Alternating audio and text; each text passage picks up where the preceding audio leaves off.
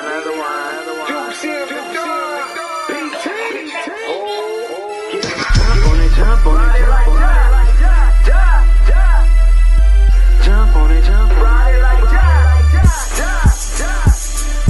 Jump on it, jump on it. Ride it like taxis. The hell smoking that loud, they see yak with mine. Make your mama proud, popping it like shotty. Turn up, it's a gangster party. PT, ain't never popped a Molly.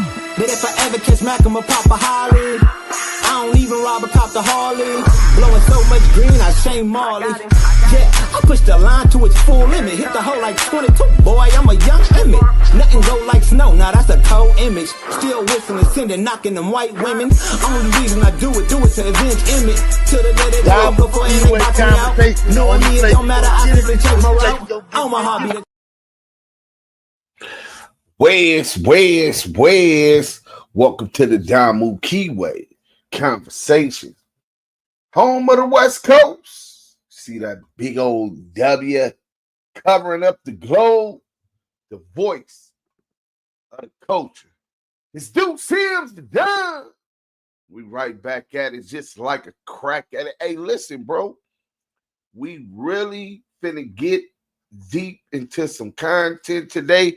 Well, not just today, moving forward, we're going to get more into the revolutionary, the knowledge, the science, the politics outside of just CS2 back. See, we won that war. We not going to relitigate history. You know, the dig might be. Salute Kid the Barber. Salute. Bang that like button on y'all way in. You know what I'm saying? Bang that like button on y'all way in. Welcome to the Damu and Kiwe Conversations, man. I'm the host, Duse Sims and Don, and I'm just very fortunate to have y'all today, man. Make sure y'all share this. Y'all letting everybody know that we live, because whenever we run this kind of content, YouTube doesn't open up the algorithm to this. Kid the Barber, salute. Carolina Connect TV, salute to you also, man. You know what I'm saying? Okay, we got the content, ETE, Grandioso VL. Is that Vice Lord? Wes, blessings, family, man. Blessings to you. Man, I got to share this in what you call it. I hope everybody enjoy this. Spirit Wonder, Wes, Drew V. Salute Duke Sim the Don. Salute Damu Kiwe family and everybody in the chat. Shout out to the Blue Wrench mob, man. You know what I'm saying? See, what niggas will never understand the relentless of a brim riding for a neighborhood crip.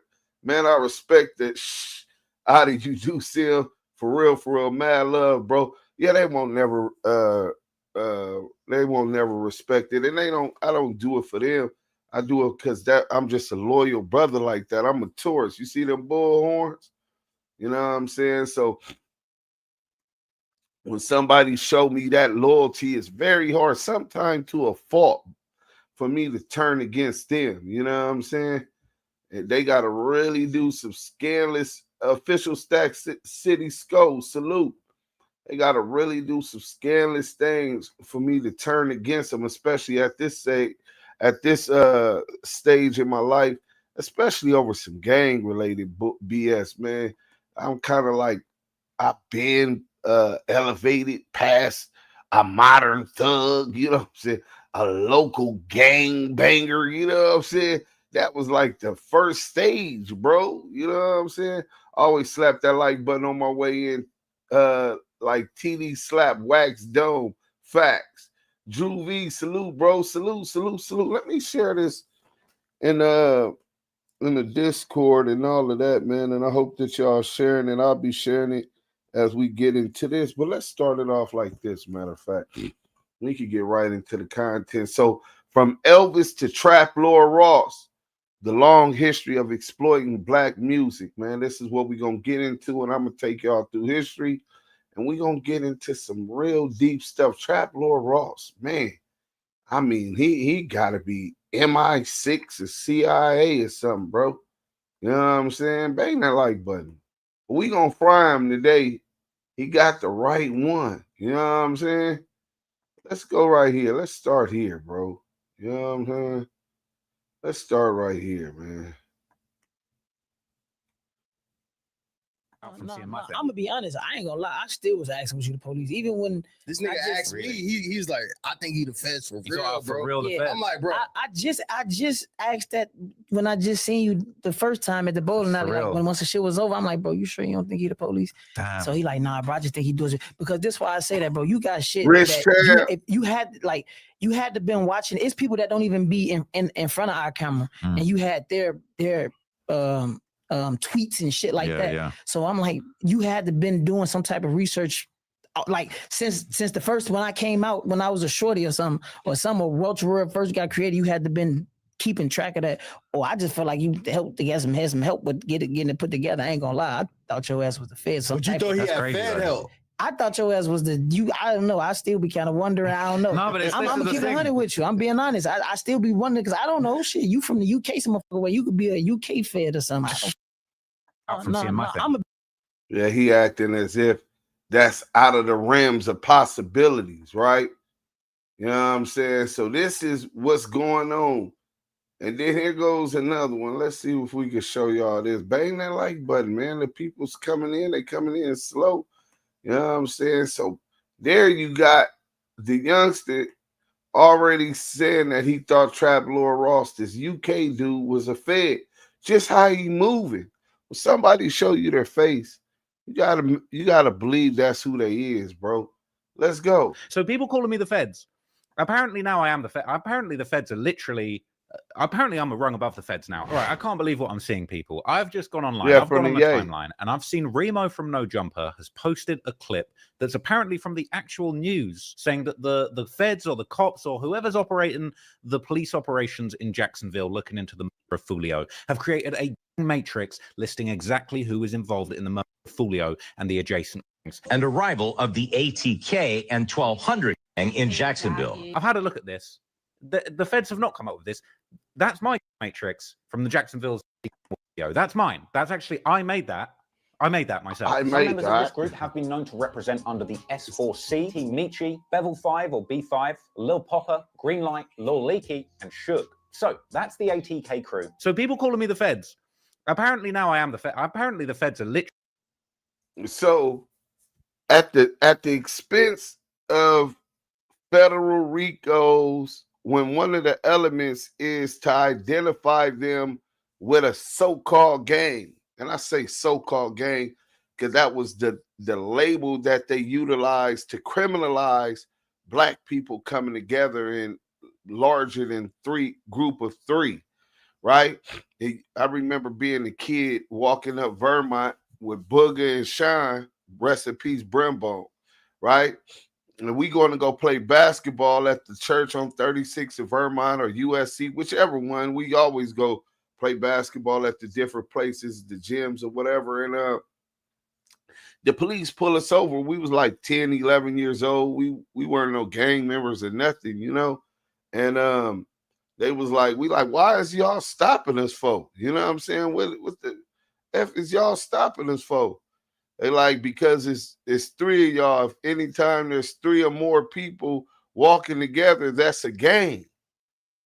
And that gives them probable cause to stop you because black people come together. You know how powerful our people got to be where three kids, 10 and 11 years old, have to be under some suspicion of being a threat to the big bad LAPD. But anyway, in any event, when they show you who they is, you got to pay attention. So they saying the feds pointed out the information that was given and said that was the police or the informant or whatever. And he said, that was me. That came from me. So the police is utilizing whatever information you've been volunteered. Here you are pointing out people with associations doing the police job. And then you try to insult niggas' intelligence as if motherfuckers don't know you doing police work. Oh, hold on, they saying I'm the feds. Like it's a big joke. You think the life for these young black males, these YNs, is a joke, huh? I'm just make sure you keep that energy, player. So people calling me the feds. Apparently now I am the Fed. Apparently the feds are literally. Apparently I'm a rung above the feds now. All right, I can't believe what I'm seeing, people. I've just gone online. I've gone on the timeline, and I've seen Remo from No Jumper has posted a clip that's apparently from the actual news, saying that the feds or the cops or whoever's operating the police operations in Jacksonville, looking into the murder of Fulio, have created a matrix listing exactly who is involved in the murder of Fulio and the adjacent. And arrival of the ATK and 1200 gang in Jacksonville. I've had a look at this. The feds have not come up with this. That's my matrix from the Jacksonville's video. That's mine. That's actually, I made that. I made that myself. Some members of this group have been known to represent under the S4C, Team Michi, Bevel 5 or B5, Lil Popper, Greenlight, Lil Leaky, and Suge. So that's the ATK crew. So people calling me the feds. Apparently now I am the Fed. Apparently the feds are literally. Apparently I'm a rung above the feds now. So people call. Yeah, I tend to agree, and he insults our intelligence right in front of us, right? And this is just basically how they doing it. So we'll get to the other video later, but let's go into the history of people exploiting our culture, Black culture, right? And then I heard some people say, oh, Black African Americans don't have no culture. Do you understand the resilience? Do you understand the wars? Do you understand the resistance that we had to put up fighting against all odds for 400 years? Do you know how many uprisings in maroon encampments there was throughout the Americas? Costa Rica, Brazil, Colombia, Mexico, the United States, the Seminoles, all throughout those. Seminoles is a runaway slave, same as a maroon, same meaning. The Seminole War, the first and the second, those were maroon encampments. The Trail of Tears was the agreement between Levi. Wake up. He seemed like he having a nightmare. But this first Seminole War and the second Seminole War, they couldn't have that kind of symbol of resistance like we had in Florida, not in the deep, dirty South, the land of slaves and Jim Crow. So the president sent the military in there not once, but twice. The first time, they couldn't do nothing. But in any event, it comes to a point where they give the agreement to move us to Indian territory. And another time, on the Trail of Tears, we get bamboozled and exploited out of land promised to us. This is nasty work. So let's get into the industry and how Black creativity get exploited. So the pattern of how music executives exploited Black artists from the early 1900s into the modern era, the U.S. music industry was structured in ways that allow labels almost entirely run by white executives to extract value from Black talent while denying Black artists ownership, royalties, and creative control. Key mechanisms included a denial of copyrights and patents from the late 1800s to the 1900s. If you came up or created something, invented something, whether it was a book, whether it was a light bulb, whether it was the wheel, whether it was a car, you cannot secure a patent. You cannot, if you wrote a song, you cannot secure the copyright. You couldn't even own your own work. So after slavery, after 400 years, well, about 200 and some change in slavery, for those of us who are descendants of slavery, I'm definitely one. I'm a swamp nigga. You know what I'm saying? Not a house nigga. Not a field nigga. A swamp nigga. I'm like Nat Turner. I'm the one that's gonna have to hide in a swamp because I'd have knocked down old Mass's head off with his head. You dig? But if you descend from slavery, it was 200 plus years of slavery. Then after Emancipation Proclamation, or a little bit after that, some states still have slavery in that is law, but it's just supposed to be in state voted or something. But in any event, like Kansas, right? But in any event, you come up with a song, you couldn't even copyright it. All of the exclusive rights that come with copywriting your music, you couldn't do it because you was black. So forget the 200 and something year advantage from slavery. Even after slavery, they made sure that they kept our people at the boot of white supremacy. They gave them an even longer head start, right? Black inventors and musicians often couldn't secure patents due to discriminatory laws and practices, had songs published without credit or sold for pennies, and had their music re-recorded or covered by white artists with no legal recourse. Imagine that. You make a song because you couldn't secure the copyright, they exploit your music. People that don't look like us. You know what I mean? Majority. And you record it. Hey, we're going to sign you to a deal. Oh, yeah, how much you going to pay? I'm going to give you a penny. 10 pennies. And you like, damn, man, 10 pennies. At least I'll be able to get me some vegetables. I know the wife, she been looking for some meat. We've been eating mitten. The soup is watered down with no meat. She probably needs some meat up on her thing. Yeah, let's go, man. I'm gonna go ahead and do it. Not understanding the value of that intellectual property. And you record the song and you say, well, at least I'm gonna have clout. At least I'm gonna be famous. My girl could see me performing this song and she's gonna be real proud of me. My kids gonna be real proud of me. And they take that away from you. And they give the music to Elvis Presley. Let's go to this video real quick on Elvis, and then we'll break that down more.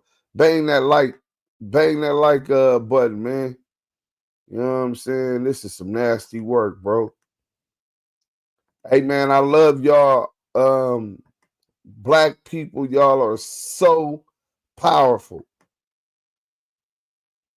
Let's get to it. People dislike Elvis Presley. Elvis borrowed from the music of lesser-known black rhythm and blues artists that he heard as a teenager, like Big Mama Thornton,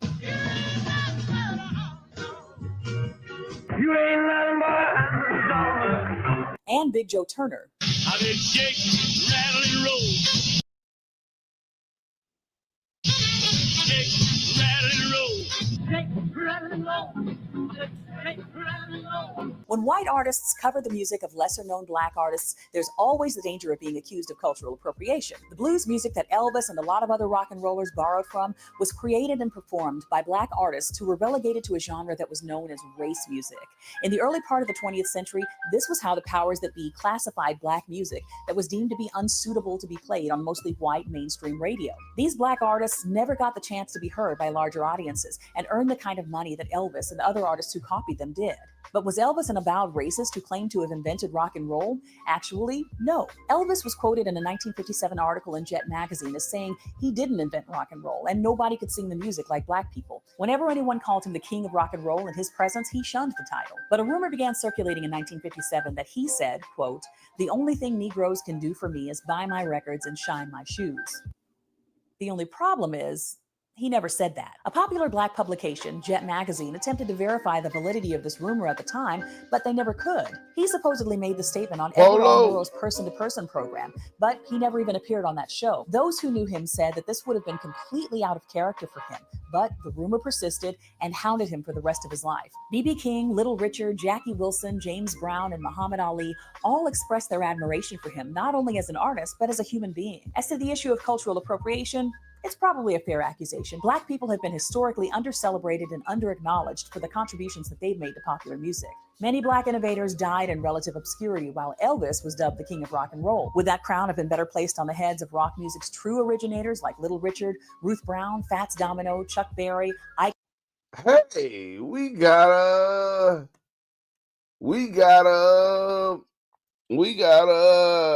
mountaineer. He said, didn't white people invent football? So would that not be black people appropriating white culture by that same logic? Just stop it. People make stuff and others make it better. America. Well, who's making hip hop better then? Because what we're talking about is exploiting them without proper representation. Now, is that the America you're talking about? We're not talking about just because they invented something. You know what I'm saying? We're talking about someone inventing something and someone else exploiting it for a bigger percentage and not even properly taking care or giving royalties, any kind of compensation, period. Period. What are you talking about? Someone who didn't make football is not giving nothing back to the game. They're just taking away from it. In fact, they control it. So imagine white people, if what you're saying is true, white people invented football, which I beg to differ with that, right? But assuming what you're saying is true, right? White people invented football. Imagine blacks on 32 teams, all 32 NFL teams, right? And the white people who made it, they couldn't out athlete these football players, the wide receivers running 4.27s, 4.3s, quarterbacks like Patrick Mahomes. So they started it, but they didn't even have the corn-fed offensive linemen that flood the NFL offensive and defensive line. You don't see nothing wrong with that picture? And they claim it for their own. They control it. They push the messages they want through the NFL. You don't see where that is a problem? It's called appropriation, brother. And appropriation, if that's the American way, well, fuck America. How about that? Let's get back to it. Turner or even Louis Jordan? Probably. But Elvis was able to capture the imagination of scores of white teenagers and music industry's bigwigs who were looking for a marketable act to sell to middle America. And let's not forget, Elvis was raised in Tupelo, Mississippi and Memphis, Tennessee. He grew up listening to Big Boy Crude Up. Well, now that's all right, no mama. That's all right for you. Smokey, what up? Right, mama. That's all right for you. And Ray Charles. So this dude talking about Get Over It. Did you just hear the song from the original who created it, who received probably little to no compensation? Remember, they couldn't copyright music. So not having that right, which today in America under 17 USC, anyone who creates an original thought, whether it's a song, a tempo, and they make a tangible evidence of it and register it with the Copyright Office, is protected by copyright law. 17 USC. Today, that's America. You're trying to justify when they didn't allow black people to even do that. Does it hurt you to hear the truth of the evil ways that your people got ahead in this country? I mean, sometimes when somebody put a mirror in front of you and you see the horns and tails, it kind of hurts inside. That's kind of like why some of y'all like to unalive your parents. You know what I'm saying? Parents unaliving their children. You understand? Kind of like one of the reasons why y'all only 8% of this planet right now. Keep up. Let's go. You, well, that's all right, mama. And Elvis Presley is singing this man's song. Uncompensations, no representation, no equality, but get over it. That's America. Fuck America. Let's go. That's all right for you.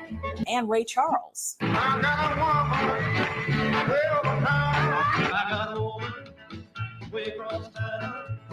Side by side with the bluegrass and country artists of his day, he was no Pat Boone.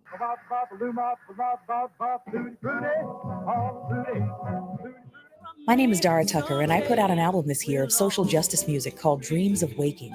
You can find it at the link in my bio. Hey, wait a minute. Did you see this weirdo? He said, how about dreadlocks? They were originally worn by Hindus in India. Cat.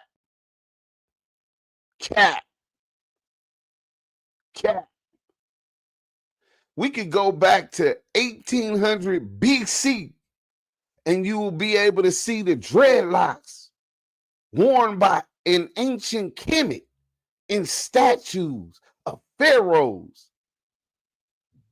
Maybe you need to get back and study. I don't know about his story, but maybe you need to go study history because you're definitely wrong on that. And just so you know, India used to be called Ethiopia East. Just so you know, at that point, this would be when y'all was still in the Caucasus Mountains, you know, slave dwelling, before you guys understood how to bathe, before you guys even endured the Black Plague, right? From not bathing, from sleeping with dogs, eating food that wasn't properly cooked, right? When y'all were doing that, ancient Kemet, Kush, in Sudan, these were the New Yorks and Los Angeles hubs of civilization, irrigation systems that went 50 miles out of the city to take their waste. You ain't gotta believe me. Do your research, study history, and not just his story. Agriculture, brain surgery. You guys had never heard of anything like that. So I can understand you getting it mixed up on where dreadlocks were first worn at. But just remember, India, before it was India, was Hindustan. Before it was Hindustan, it was called Ethiopia East. Matter of fact, let me teach you something real quick. Boy, we gonna teach the boy something real quick.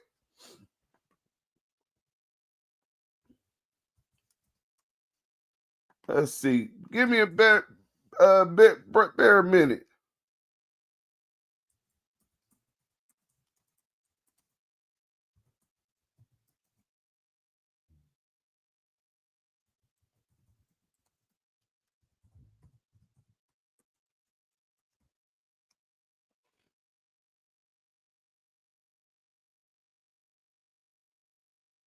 See, one thing about a lot of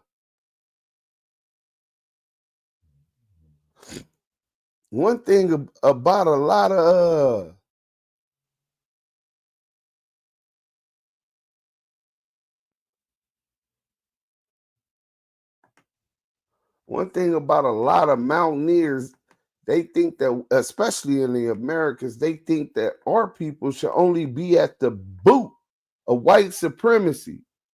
Do you understand that ancient, some classical and medieval writers talk about Eastern Ethiopia or Ethiopians of the East to refer to dark-skinned peoples living near or in India? Do you understand that? Were you able to see that? Or you do understand that we had trade lines all the way to China coming from the motherland. I know it's hard for you to believe, coming from that white supremacist mind state that you've been embedded with. You know what I'm saying? Your people lied to you. They lied to your parents, who lied to you. Maybe your parents didn't know they was being lied to, but chances is they did know and they didn't care. They were trying to further white supremacy. But anyway, let's get back to the content. But salute to the Mountaineers, man. I'm glad that we got a Mountaineer here. Hang around. You're going to learn a lot, brother. You know what I'm saying? So that was the story on why a lot of black people don't like Elvis Presley. You know what I'm saying? So let's get into some other people who appropriated hip hop. Let's start with Robin Thicke. Let's start with Robin Thicke, man. This ain't nothing new. This ain't nothing new. Maybe he's upset because we look, those laws weren't in effect those days. What laws weren't in effect those days? Yes, they were, bro. Walter Camp was a Mason also. Okay, I didn't know that. That's not even the same thing, bro. They are now many guitarists like Kenny Wayne Shepherd. A white blues guitarist always brings an old blues guitarist like Buddy Guy and make sure people know he was the reason this is how we got it. Of course, you're going to have some people. We're not talking about those people who pay homage. We're talking about culture vultures. So I know you might have the caucasity to come over here and the galls to come up over here with in all of your caucasity, right, and white privilege to come over here and tell us and defend the white people. You don't have to defend all white people. All white people don't behave and aren't culture vultures. We're talking about those that are culture vultures, those that exploit, take advantage of, and utilize their prestige, their position and status in this country, that privilege to take advantage of those who lack the resources and opportunities that they were afforded by birthright. See the difference? Now, if you got a problem with that, then hey, man, you know what I'm saying? A gangster and a gentleman. So let's get to this one real quick. Robin Thicke. Robin Thicke defends accusations of culture vulturing. Savannah James briefly steps into the spotlight with a new interview, More and Pics. So let me read this to you. And I do know how to read, so I hope you don't believe in that stereotype. Webbies, did y'all miss us?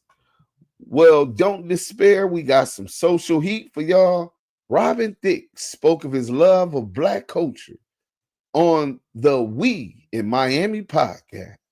He mentioned the names of family members involved with some aspects of black artistic and societal experiences. However, he addressed how many members of our community accuse him of being a culture vulture. Robin dropped some bars and said, haters are supposed to be teachers. Many listeners were on the fence with his perspectives, while most honored the fact he was married to biracial actress Paula Patton. Wait a minute. So We will accept you as long as you can stick slong in one of our women. You're good by us. I remember Massa used to do all kind of things in the hen house. Was Massa cool? I guess y'all custom with that. Was Massa part of that same struggle? I'm just asking. Y'all tell me. Matter of fact, we're gonna make a poll about that afterward. But they said a lot of people, damn, our people are so loving, man. Sometimes too inviting and accepting. You know what I'm saying? Haters are supposed to be teachers. Many listeners were on the fence with his perspective, while most honored the fact that he was married to biracial actress Paula Patton. His honorary black card is still up for review due to the statement of Nicoya 187. Riot then next time a police officer killed one of us. And that's real. Many white entertainers love to profit from black genius, but rarely speak up when police brutalize our lives. Rihanna got out, all right, and then it goes into Rihanna or whatever, but it changes directions. But that was just a little bit on Robin Thicke. So people say, well, he married a black woman, man. Y'all are so accepting. Everyone knows Elvis ripped off black blues music. Shit was racist back then. It was the only way it could be brought to the other side at those times. It was the only way it could be brought to the other way sometimes. So fuck that they were you just run right past the fact that they were exploited. Their intellectual property, which has an equitable value. It's the same equitable value or mortgage in a copyright as in a home, right? And this intellectual property that has a right to transfer, you can sign over security agreements, some of the value of and equity that's within that copyright. Those people were ripped off from that.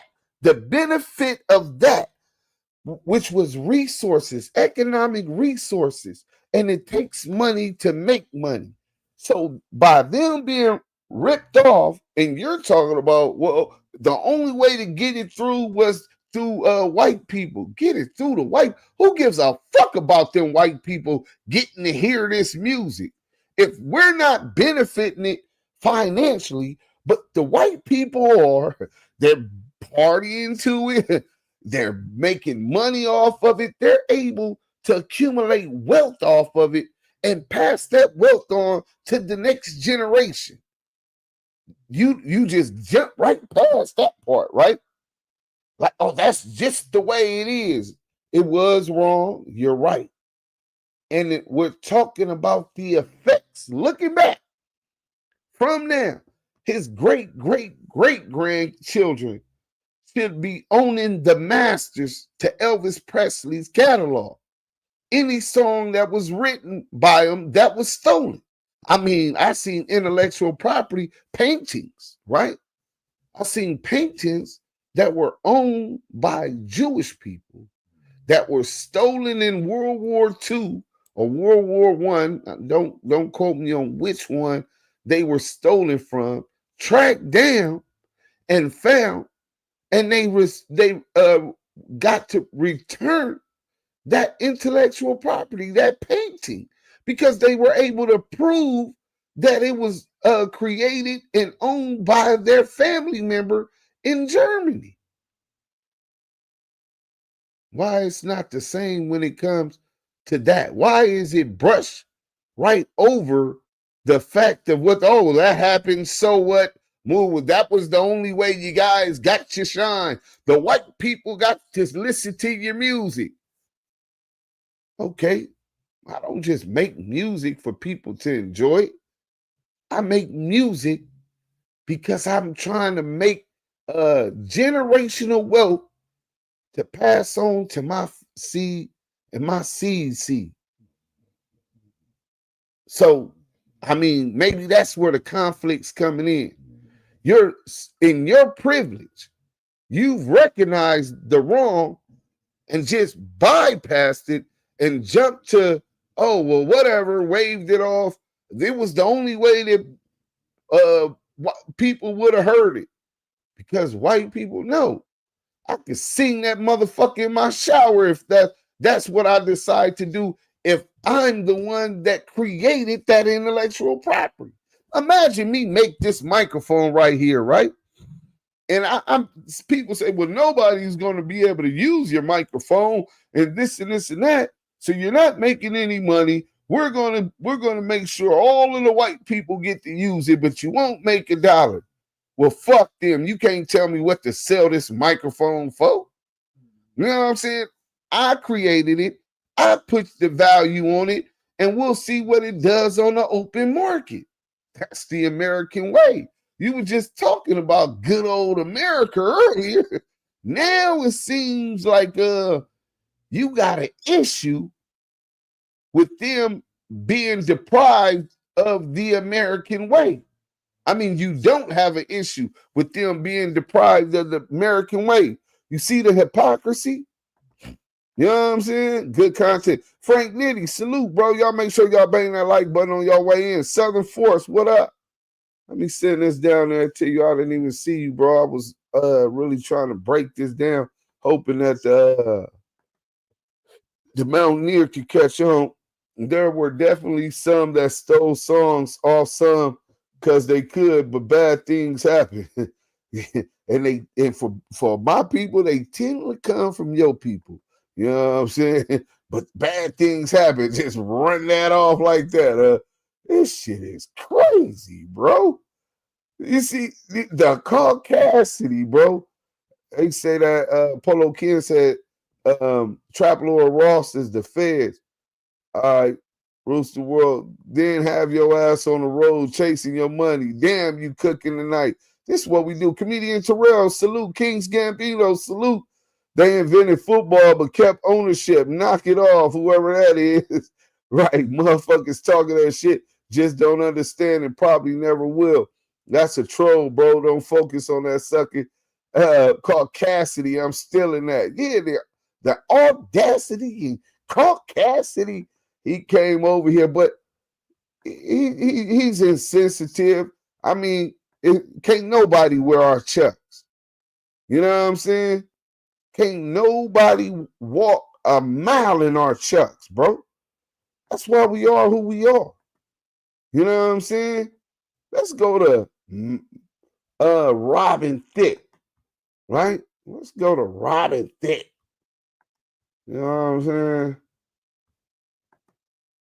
Go back to Robin Thicke. The following song resulted in one of the biggest music lawsuits.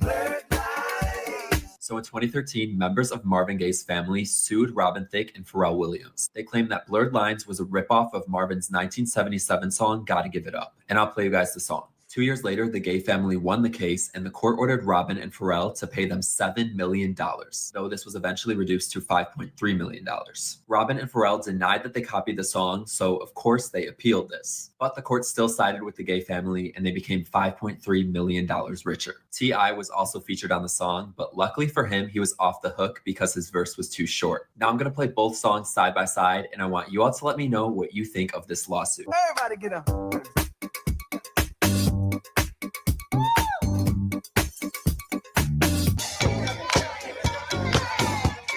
Hey!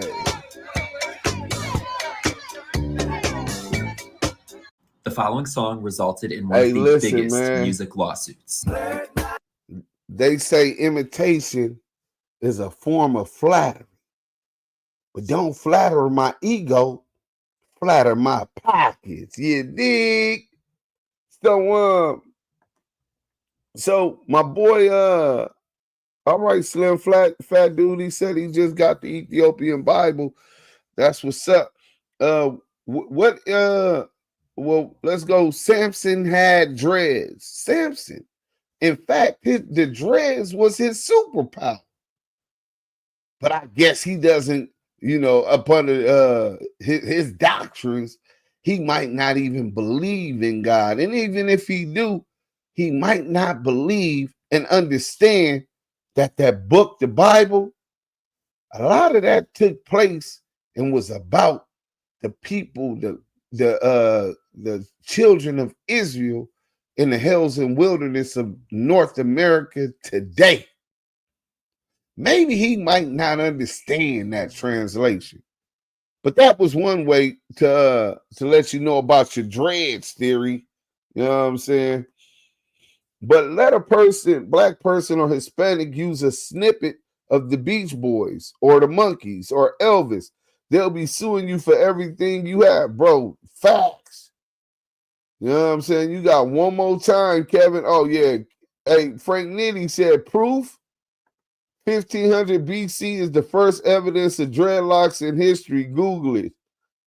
How we gonna Google it? How we gonna Google it? You talking about that's the first evidence of dreadlocks? Google it, man. First and foremost, bro. Respectfully, your people at that point were still trying to coming up out of the Eurasian steeps. You know what I'm saying? Conquering, pillaging, and graping. You know what I'm saying? I don't think y'all were present to know what was going on. You do understand that Homo sapiens sapiens began 300,000 years ago. 300,000. Well, but 180,000 and this and that. Man, listen, bro. 300,000 years ago.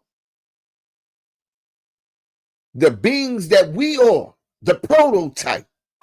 Let's talk about this real quick. The prototype. Not no grafted, not no subspecies. You dig what I'm saying? We are not the same species. Emmanuel Bullock, salute. Thanks for the cash app. We really appreciate it, bro. You know what I'm saying? We are not a subspecies. You guys are like aliens to us, bro. You guys are a subspecies. You got birds, but you got different kind of birds. You got reptiles, but you got different species of reptiles. Dinosaurs were reptiles, right? Is a dinosaur the exact same thing as a little lizard? No. Is a pit bull the same thing as a poodle? No. Some of them have different characteristics. You guys came with a lot of different germs, a different biology and genetic makeup, a different nature that was not natural to this earth, was not natural to this universe. Where we got you melanin and the sun beams, even at me being a light-skinned brother, even though, you know, the original man come in all shapes and colors, but that you melanated gene within me, it doesn't fight off the sun, which gives life, which gives energy, which it gives the nutrients for crops to grow.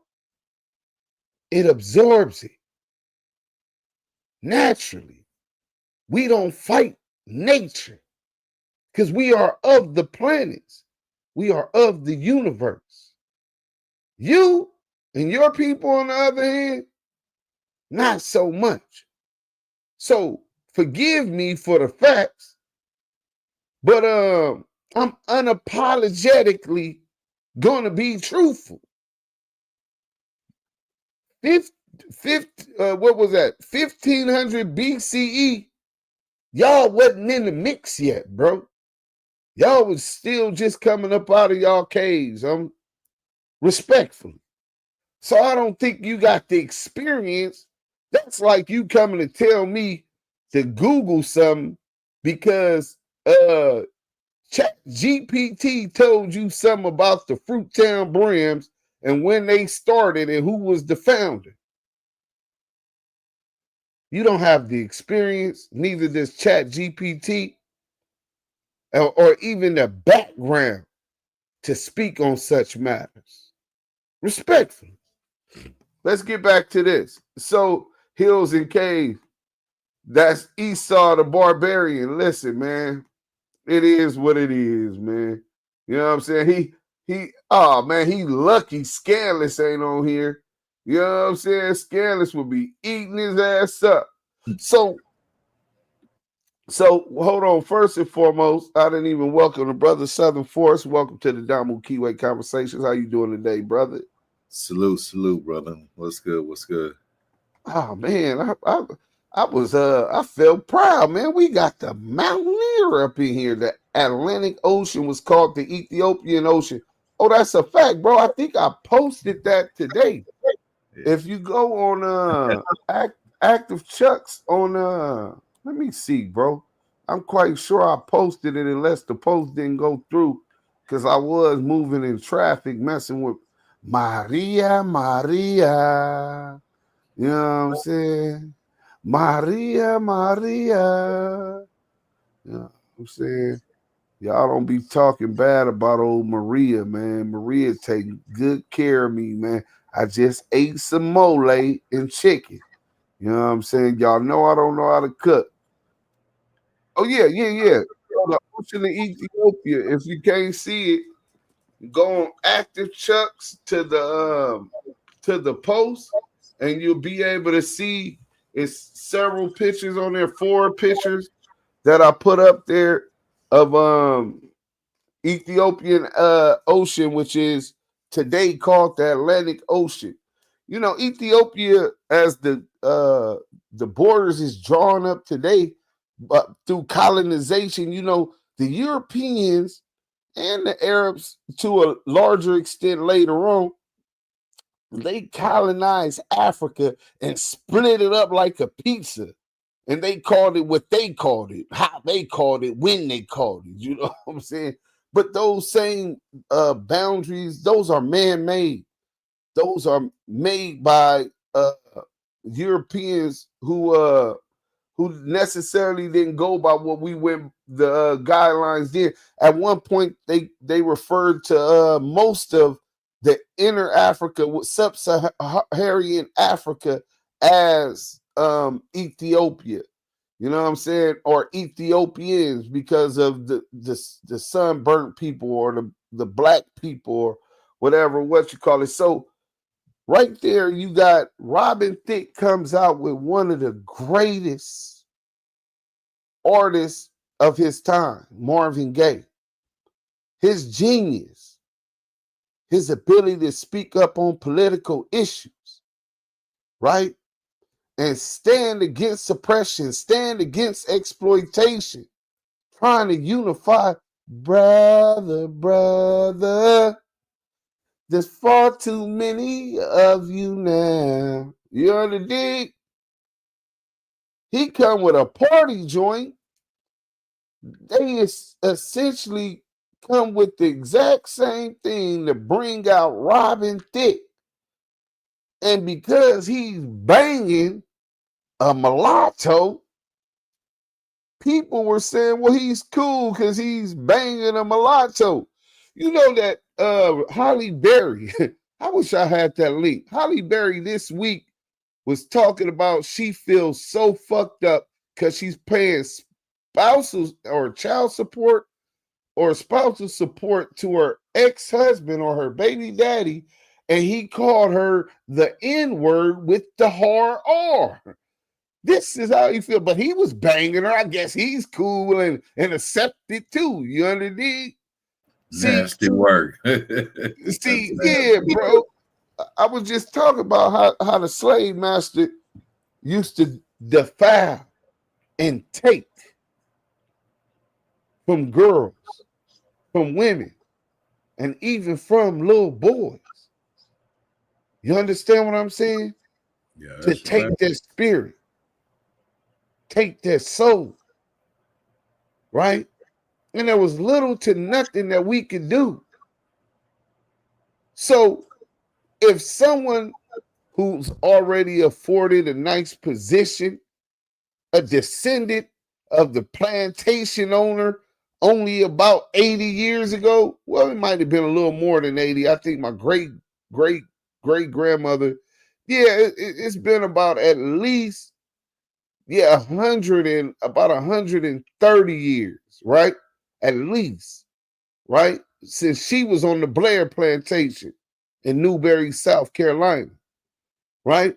So imagine a descendant from the Blair plantation who benefited generation after generations off of the wealth accumulated by not having to pay their slaves. So he's a wealthy man. In fact, they are the ones that named that county. I forgot the name of the county. It'll come to me later, right? They are the ones that named that county in Newberry, South Carolina, and helped formulate that, right? They incorporated the county that Newberry, South Carolina is, the slave master. So imagine one of his descendants who benefited off of the exploitation of those slaves, and he's a wealthy man today, and he was the one dating this girl, and he wanted to come out with a song to the Marvin Gaye beat. Am I wrong for feeling a certain kind of way and not just wanting to accept this motherfucker? Well, that's how I look at it when I see this dude, Robin Thicke. Now, I don't know his background, where he derived from. He might not even, his family might not even been in the U.S. during those times. But me understanding the dynamics and that possibility, it's going to take a whole lot more than you just putting dick to a black female. You understand what I'm saying? For me to believe that you're just not culture vulturing on the thing. It's, where did you grow up? What was your love for this culture? What is your understanding of the meaning of the words of Marvin Gaye's song that you're trying to use? You know what I'm saying? So our people got to do a whole lot more as far as protecting the value of our culture. First, before you can protect it and understand the value yourself, you got to understand what it is. Let's get to the next video, man. So the next, we got the boy. So here go Pharrell Williams. I don't know what's up with this dude. What the universe has given me. So listen to this. Like the ability to, just because they not Caucasians or Europeans don't mean that they don't just exploit our culture also, bro. All skin folks ain't kin folks. You ever heard that, bro? Southern Force? Absolutely. I thought that was a Southern word for a minute. Well, my grandma and them from Texas, and Louisiana, so that's where I always heard it, right? And as a child, I didn't really understand it. 6, 7, 8 years old, I didn't really understand it until later during experience. You, especially among us with the psychological issues and traumas passed down, being detached away from each other, from our village, from our community, from our tribes, not understanding the knowledge of self. You get a lot of brothers that psychologically lost, and they want to be and cling to the strength. And the strength in this country, hands down, is white supremacy. Institutionalized white supremacy, right? Whether it's the banks, that's who own the banks. They got the head start and got that cracking off the get-go. Whether you're talking about the political system, they already got got ahead and laid down legislation that made sure it was loopholes to continue their control and the ability to keep us in our place dormant, passive, and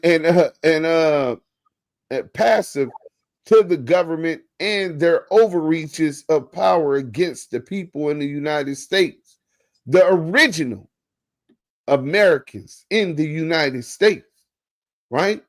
On top of that, the education the education system, right?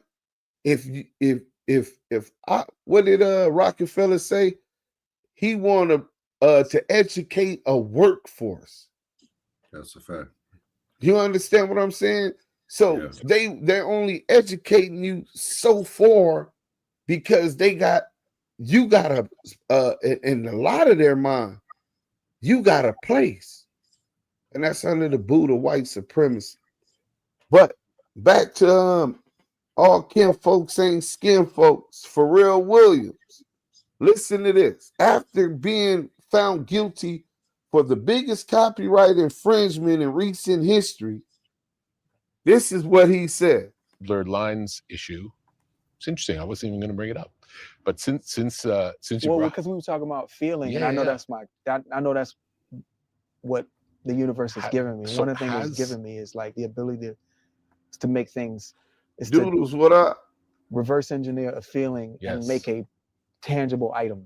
So since what happened, has it changed anything about the way you work?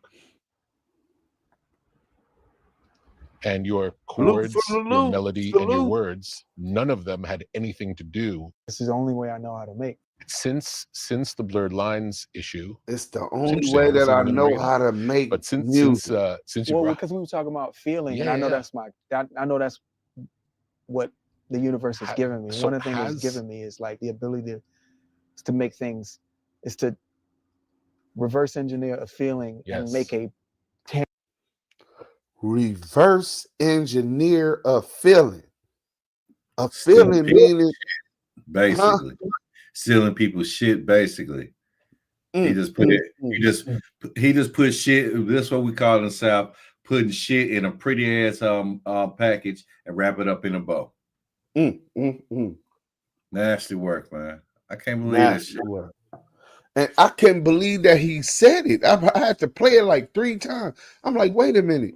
You just were found guilty. You had to pay the money. And he's asking you, what has that done to your process now? And he said, that's the only way that I know how to do it. I was blessed to re-engineer a feeling. A feeling means something that you felt previously, right? Not a feeling that you have never felt before. So you're going to the emotion and vibe of another song and you're re-engineering it and making it more modern and putting your name and your tag on it. Check this shit out, because it only gets worse for him. You know what I'm saying? It only gets worse for him, bro. Nasty work, man. Nasty work. Hold on. Where the hell is that at? So, oh man, I thought I had that video. I got it. Hold on. We're going to find it. Just give me a couple minutes, because this was crazy, bro. Yeah. I said, man, this dude just said that, and then I know y'all was looking for some CS2 back content. He doesn't interest me no more. Nothing but his money interests me. And when that lawsuit comes, we'll cover some of that once and keep y'all updated on that. Outside of that, that dude is of no relevance. It's a whole lot other stuff that goes on to where now I'm starting to look at him as a distraction. You know what I'm saying? Like, for real. He's distracting us from bigger and better topics that affect the inner city communities nationwide. And not just the inner city communities nationwide, but in, ghettos across the planet. You know what I'm saying? So let's focus in on some real content. Most niggas can't do this type of content anyway. They can't speak on these type of issues anyway. You know what I'm saying? That's why they're stuck. Tell me, does this beat sound familiar to you? Southern Forest, hold on. Let me give you that. Vanilla Ice, that's another one. You know what I'm saying? Hammer Velvet Northern Soul. Tell me if this beat sound familiar to y'all.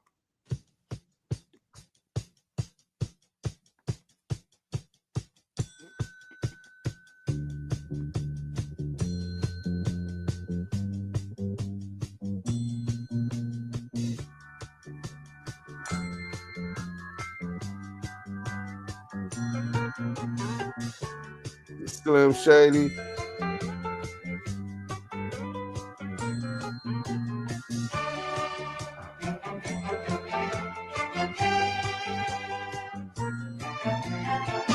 That's a great track, but it's the beginning. Catch the beginning because I'm going to play the other song as soon as it's done. Catch this beginning and y'all tell me in the chat if y'all catch it.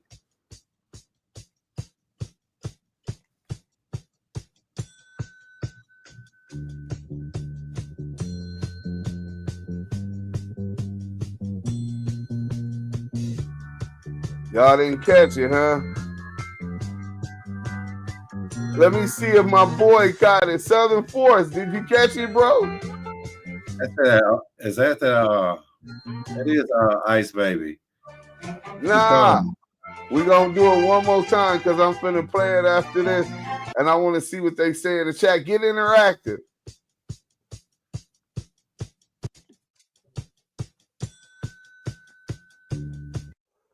Just that part. Let's see what they say in the chat. They say the Beastie Boys, then Lee. Newsflash, Kevin, the white man is not the ruler of the universe. Bubba Sparks, he ain't even smashed a like, but got something to say. Make sure y'all bang that like button on y'all way in. Machine Gun Kelly, laugh out loud. Eminem is on one today. 1-800 Brick City, salute, bro. Loot for the loot, Mike B, Kid, Carolina Connect. Double X Frank Nitty, no Southern Force, Slim Fat Dude, Mad Judah, Selena, Lunch Meat, G-Mac 2-1. I didn't even see G-Mac. Elvis, only way was to steal. We really own the culture vultures. We really on the culture vultures tonight, right? The Island Boys, yeah. Oh, they just keep coming, and our people just, they steal our ideas and inventions and patent it. Yeah, that's a fact. Mike, nah, he not. I know his baby mama from high school. So nobody didn't catch that. Yeah, they said it was World War II. Yeah, I see. I just Googled it. John B. have a black baby mama from Long Beach. She went to Million High School. 8 kids at Barber. So is him having a black baby mama, is that like sufficient enough? You know what I'm saying, to appropriate the culture without it being culture vulture? I'm asking for a friend. No accountability from the European. Don't talk politics with them. Right. Stay on that pilgrim, dudes. Oh, man, the caucasity, man. Sick of these freeloading people. Yeah. Pull your bootstraps up. Now, lace up your bootstraps and work hard. You know what I'm saying? You don't want to hear that. He one of them reptilians, man. He one of them way in the metaverse and shit. Right. Ain't nobody sure his weird shit. For real, been a servant for the masses. Don't trust African Bible. They sold us first to all black people is not from Africa. No, all black people are not from Africa. We're not saying that, brother. But they sold us. No, Africans didn't sell us. Different tribes sold different tribes. The same way they didn't look at themselves as all Africans. They looked at themselves based upon their culture, their tribe, their religious beliefs. And war captives for thousands of years had already been slaves. If you catch a war captive you spared his life, you know what I'm saying, he would be your slave. But even then, we're going to get into that video. You know what I'm saying? The difference between slaves. You just took me somewhere else, Mr. EBK, but that's a misnomer, bro. Looking at history and slavery with a 2025 mentality, when the mentality back then it was different. Fulanis and Hausas and all of those people warring with each other, but it wasn't chattel slavery even then. And a slave could earn his freedom if he helped protect the family, if he was respectable, even as some of the Fulanis who were Muslims, if he was a Muslim and a good Muslim went to the masjid and accepted Islam, that you can win your freedom after a certain time. So those people, they didn't have jails. So those peoples, because they don't have prisons, if they at war with a rival tribe and they needed guns, the Europeans seen they needed guns and they remedied that problem. So it wasn't Africans sold us. The Africans specifically targeted the Hebrews and sold the Hebrews to them. You know what I'm saying? Those Israelites that believed in it, because we had ended up coming to a point of nobility. We came with knowledge. You know what I'm saying? So we could rise up top. And it's just like today modernly, bro. If you rise and doing something positive, it's gonna be a whole bunch of people with a crab in a bucket mentality that's gonna be hating on you. You know what I'm saying? But let me see. So none of y'all I ain't seen nobody who I haven't seen nobody who haven't checked out what beat that was. That's crazy. King Buck, wow, salute. You lost me. He said dreadlocks and matted dirty hair are two different things. Yeah, for real, bro. If you ain't wearing animal skin, you is exploiting non-African culture. Yeah, beach and gives people the knowledge that the true power comes from within oneself and not the church. Crazy if you black, these bras want you to pay, they leave you, but when they with the whitey, they end up paying them child support and the other money. Bro, yeah, Holly Berry went out asshole back. I remember that, yeah. You know what I'm saying? His daddy was the daddy on Growing Pains. Oh, wow. Yeah, that's a fact. Man, it used to piss me off when I used to hear them folks say dreadlocks are from black people not washing their hair, shaking my motherfucking head, ignorant as hell. Hey, that shit on, bro. Their stereotypes do not piss me off, bro. And you know what's crazy? I get a kick. That's crazy. I get a kick. I get a kick out of now if they call me the N with the hard, or yeah, I might go to jail. You know what I'm saying? Hopefully I could catch my but outside of that, bro, all that, bro, they are so ignorant, right?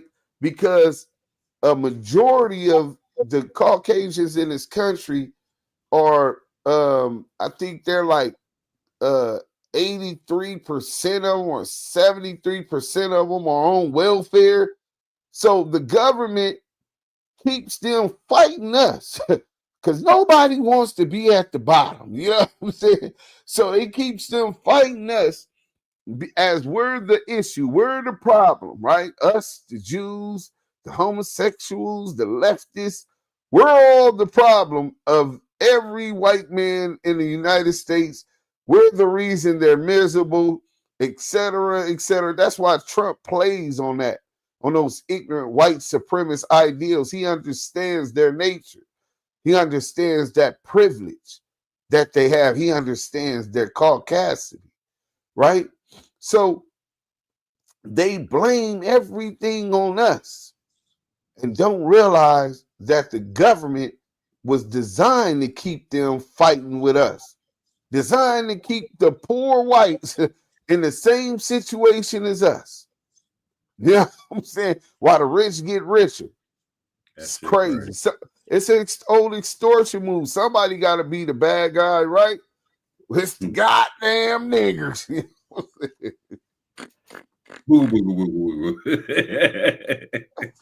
Yeah, so that song, I'm finna tell y'all, we gonna play it one more time. None of y'all couldn't even get it. That's crazy. Here it go. When this song starts, you gonna hear it. It might seem crazy what I'm about to say. That was it, bro. Damn, the guitar and everything. Dun dun dun dun. Come. It might seem crazy. This dude, he said that's the only way that he can make music, bro. And that's the song he stole that. So that's going to be probably another big lawsuit against him, homie. You know what I'm saying? Stealing shit. All kin folks is not skin folks. So we going to go, before we go to that, let's go to Katy Perry, right? Y'all remember Katy Perry? Yeah. You know what I'm saying? Let's get to that. Bang that like button if y'all up in here. Katy Perry acknowledging her cultural appropriation isn't respectable. It's expected. Isn't respectable. It's expected. In an interview during his podcast, Pod Save the World, Black Lives Matter activist D-Ray McKisson chatted with singer Katy Perry. During the interview, Perry brought up her problematic history of appropriating both Black and Asian cultures in past performances and music videos. Most of Perry's cultural appropriation occurred a few years back.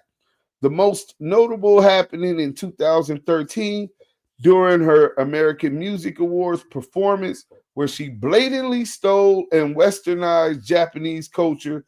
And with her 2014 This Is How We Do music video, where she utilized and employed hairstyles and negative stereotypes associated with Black culture.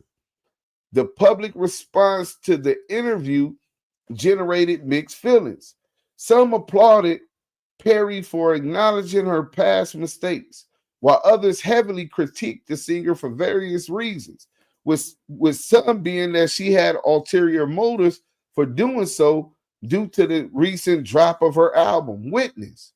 The 2-minute video, however, brings up several deeper issues that need to be addressed. First off, nowhere in the video did Katy Perry explicitly apologize to the Black and Japanese women whose culture she appropriated, whereas instead she offered a simple anecdote of a conversation about the topic happening between a friend and her. I listened and I heard and I didn't know, Perry said, bringing up the fact that as a 32-year-old white woman, she has the privilege to say that at the time she didn't know or understand the problem with distastefully misrepresenting and stealing from other cultures under the guise of appreciation. How you don't know or understand that people have a problem with it? Now that's the caucasity of the Caucasians, nigga. Oh, I didn't know or understand that people would have problems with distastefully misrepresenting and stealing from other cultures under the guise of appreciation. I thought that it was just all fun and games for everyone. Just have at it. It's all good and fun. You know, I'm going to get rich off of it. I thought you guys loved me. That's crazy, bro.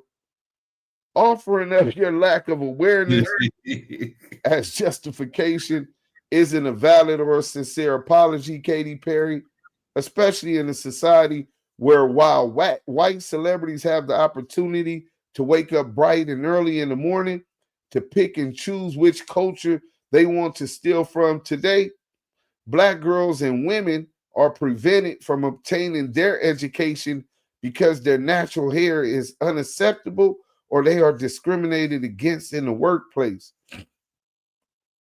So the sisters is on Katy Perry from her not properly apologizing after they told her that. But there was, okay, we could get rid of that song now. We already had that. Let's go to Miley. You know what I'm saying? I hope y'all remember Miley Cyrus. Yeah. Miley Cyrus. You know what I'm saying?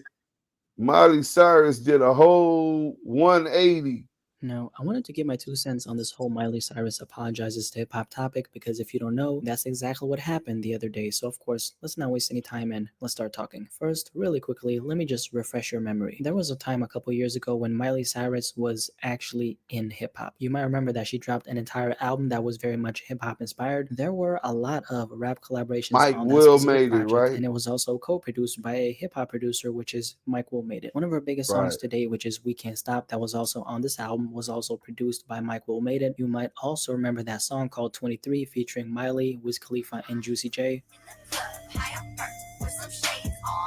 So pretty much Miley Cyrus had a hip hop phase. She was making hip hop inspired music. She was collaborating with a lot of hip hop artists and of course getting co-signed by them. And last but definitely not least, she was thriving off of the hip hop culture monetary wise. So a couple years after her hip hop phase in 2017, she did an interview with Billboard where she briefly talked about hip hop, and this is what she said. So the interviewer was pretty much asking her about her new album that had dropped at that time, and this was her response. Did folk singer Melanie Safka influence you? She did, and I grew up with her, but I also love that new Kendrick Lamar song, Humble. Show me something natural like yes with some stretch marks. I love that because it's not come sit on my dick, suck on my cock. I can't listen to that anymore. That's what pushed me out of the hip hop scene a little. It was too much Lamborghini, got my Rolex, got a girl on my cock. I am so not that. As you can see here, Miley Cyrus was making it very clear. She does not mess with hip hop at all. Although she did praise Kendrick in the same sentence, that's not what matters here. This is a person who on a major level profited off of the hip hop culture, and now she was bashing it. As you can imagine, she got a lot of backlash for this, and people weren't rocking with her trashing hip hop after skyrocketing her career with the help of it. Now, fast forward to 2019, and Miley Cyrus has apologized to hip hop. So let's check out what she said. Her apology is actually in the form of a YouTube comment. I know, very strange, since we're talking about someone of her stature. I mean, Miley Cyrus is huge. I mean, you don't see too many celebrities commenting on YouTube videos about them, especially if it has a connection to their controversial past. So yeah, that's exactly what happened. A girl by the name of As Told by Kenya made a YouTube video about Miley Cyrus being problematic, and here we have Miley Cyrus casually dropping a comment apologizing to hip hop. So let's read exactly what she said. Just watched your video. Thank you for giving me this opportunity to speak up. Being silent is not like me at all. I am aware of my platform and have always used it the best way I know how and to shine light on injustice. I want to start with saying I'm sorry. I own the fact that saying this pushed me out of the hip hop scene a little was insensitive, as it is a privilege to have the ability to dip in and out of the scene. There are decades of inequality that I am aware of, but still have a lot to learn about. Silence is a part of the problem, and I refuse to be quiet anymore. My words became a divider in a time where togetherness and unity is crucial. I cannot change what I said at that time, but I can say I'm deeply sorry for the disconnect my words caused. Simply said, I fucked up and I sincerely apologize. I'm committed to using my voice for healing, change, and standing for what's right. Miley. So yeah, there we have Miley Cyrus apologizing to hip hop. What are my general thoughts regarding this entire situation? First of all, I want to say that yes, she apologized, which is a really good thing because it does show some kind of character. But keep in mind, this apology is a little bit, actually, it's way too late. Miley Cyrus saying what she said about hip hop tells me that she genuinely believed and felt every single word that she said. I'm not going to bash her for that because, you know, what is done is done. But what I'm going to say is it definitely showed that she does not care about hip hop on any kind of level. For her, it was simply a means to an end. After reaping all those rewards, she decided to trash this genre and speak badly about it. Extremely whack move, and she knows it herself. But what I'm asking myself now is she saying this because she wants to make hip-hop inspired music again? Is she trying to squeeze her way into hip-hop once again? Could that be why she's apologizing in the first place? And another reason as to why she may be apologizing might be because of Old Town Road, because don't forget that Lil Nas X succeeding also meant that Billy Ray Cyrus succeeded. So maybe she felt compelled enough to right her wrongs and apologize because of that. No matter the reason, done is done. She came into hip-hop willingly, left hip-hop, decided to speak badly about hip-hop, and now Miley Cyrus has officially apologized to hip-hop. What do you personally have to say about this entire situation? Obviously, everyone who watches my videos are hip-hop fans, and that's what this entire channel is dedicated towards. So I want to ask you guys, do you forgive Miley Cyrus now that she's apologized to hip-hop? Definitely let me know in the comment section below, and let's have a discussion about this.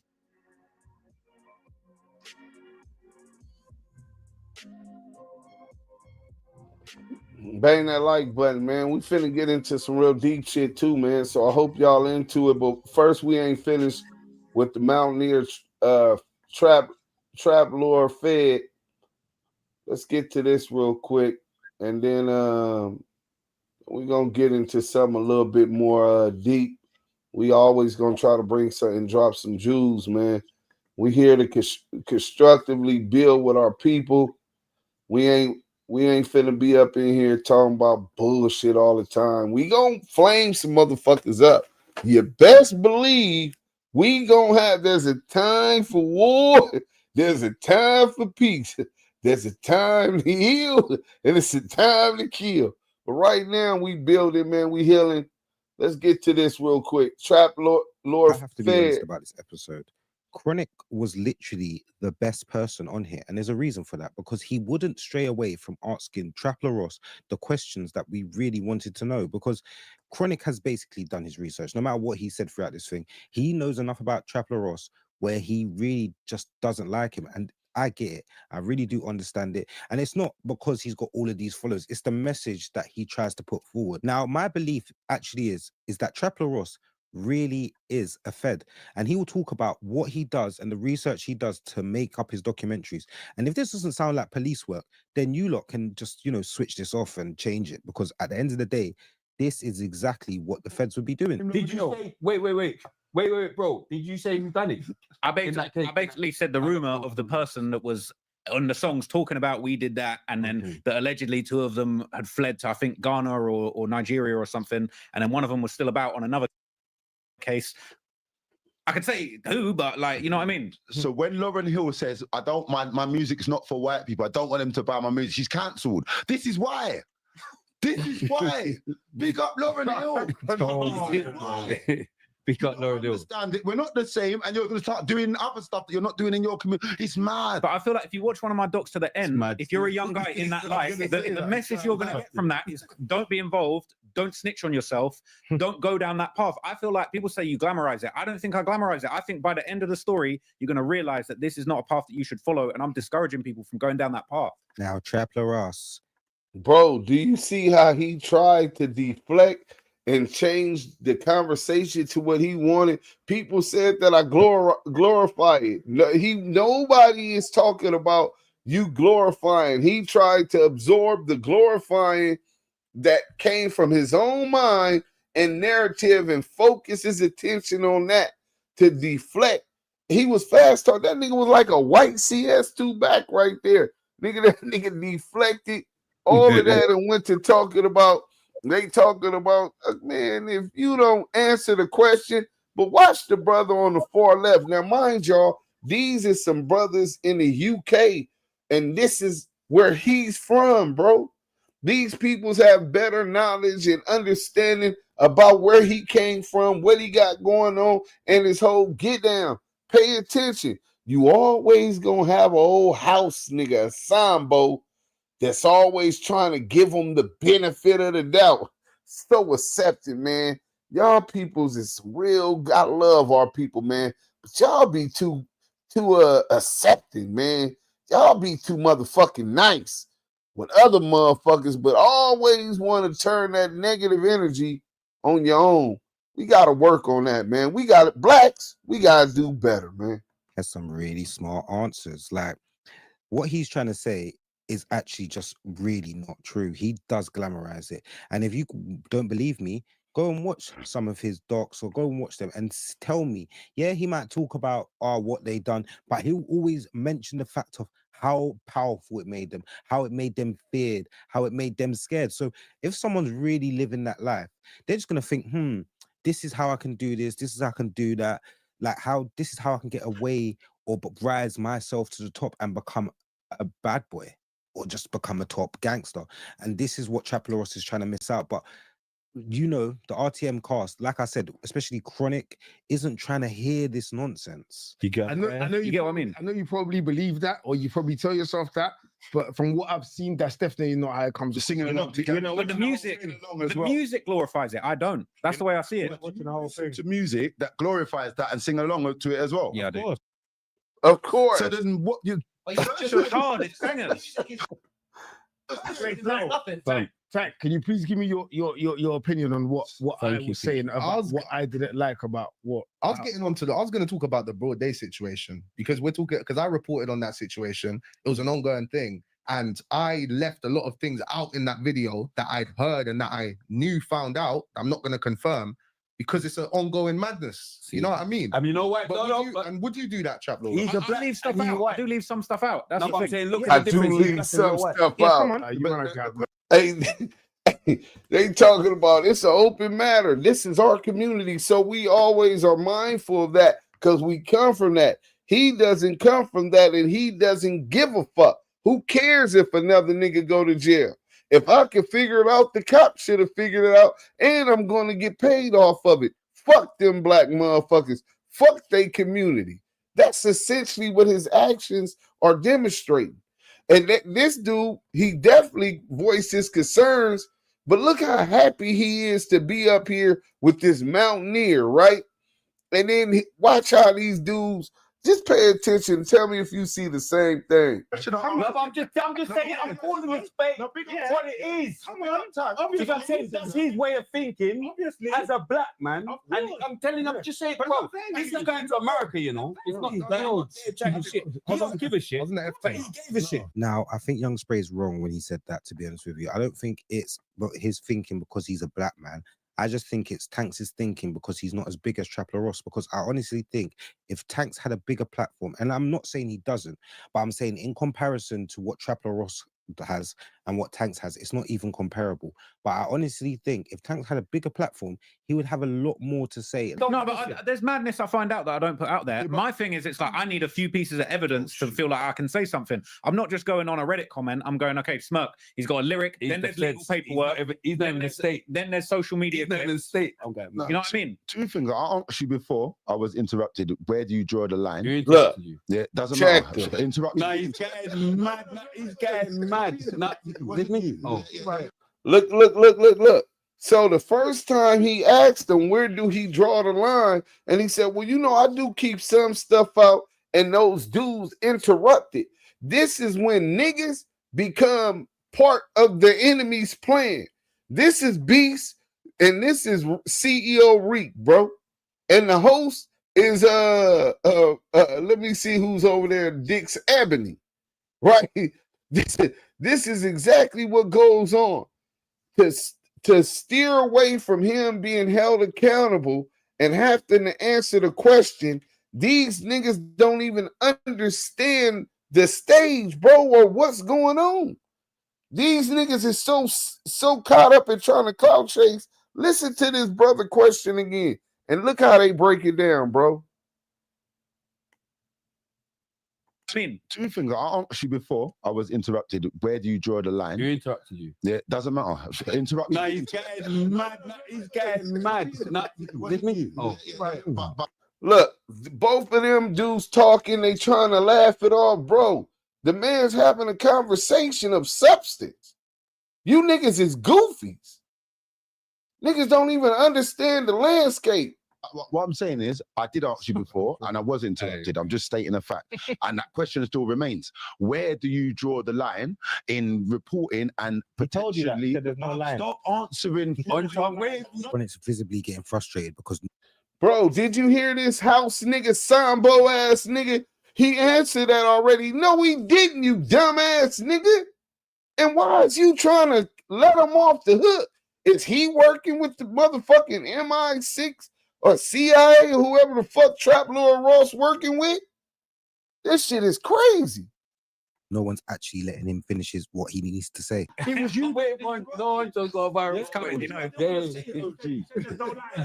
I know Tanks no do that. Listen, it's a question that's out there is where do you draw the line? Because you can report on certain things, but there's a line of where it is snitching. I'll elaborate. Yeah. So and okay, answer that question first, because I don't want to interrupt. So more specifically, where I would draw the line, I've found madnesses that I've seen in comments and I've pieced together and I thought it sounds like this happened. But if there's not something else I can go on, and that's why I think the open case thing is it's a bit of a red herring, because it's kind of like, I need the case. I need the case to be open to see the paperwork, because the feds, when the Fed case came out, I need the case open to read the paperwork.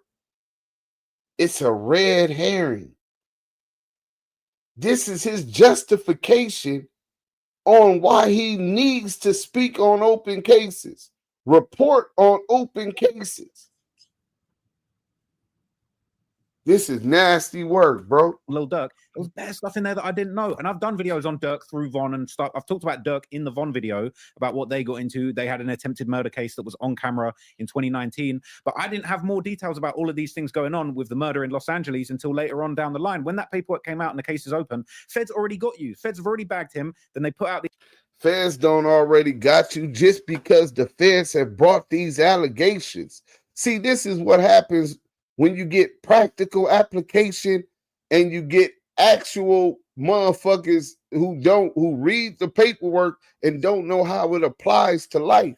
I could read to you my indictment right now and that I beat the feds on. I could read everything. I'm finna grab it. Let me grab it real quick. And I beat this trial. A jury of 12 jurors found me not guilty.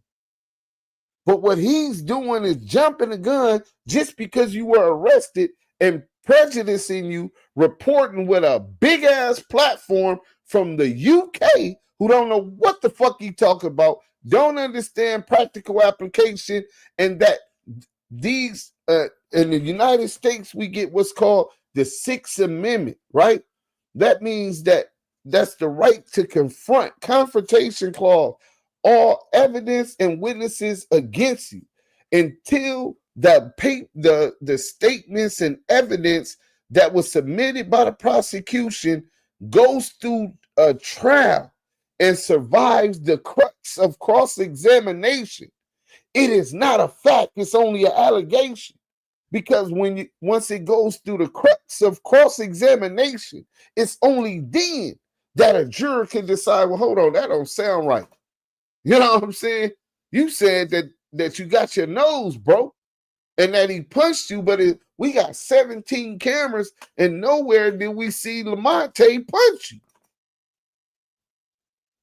They get to examine all of everything which is submitted as evidence against you. Evidence against you doesn't mean that it's factual evidence against you or that it's being presented in the proper context. That's why you have witnesses. That's why every single exhibit is being analyzed and scanned, presented to the jurors to make a decision whether or not this is either good for you and in your defense or bad against you in your defense. That's only for the jurors to, what these people have done in Big U case, he was one of the pieces of shit that did Big U like that. In Big U case, they take these allegations and they run with it. Christopher Loveboy, Whack 100, No Jumper, and Crackhead Eddie did the same thing. And this dude is saying he gotta do it then. And ain't nobody holding him accountable. If Duse Sims reported that shit right now, and I'm from the set, you niggas gonna say, Deuce, you know better. You know that's some snitch shit, bro. You throwing that nigga under the bus like he've already had his trial and his hearing in court, bro.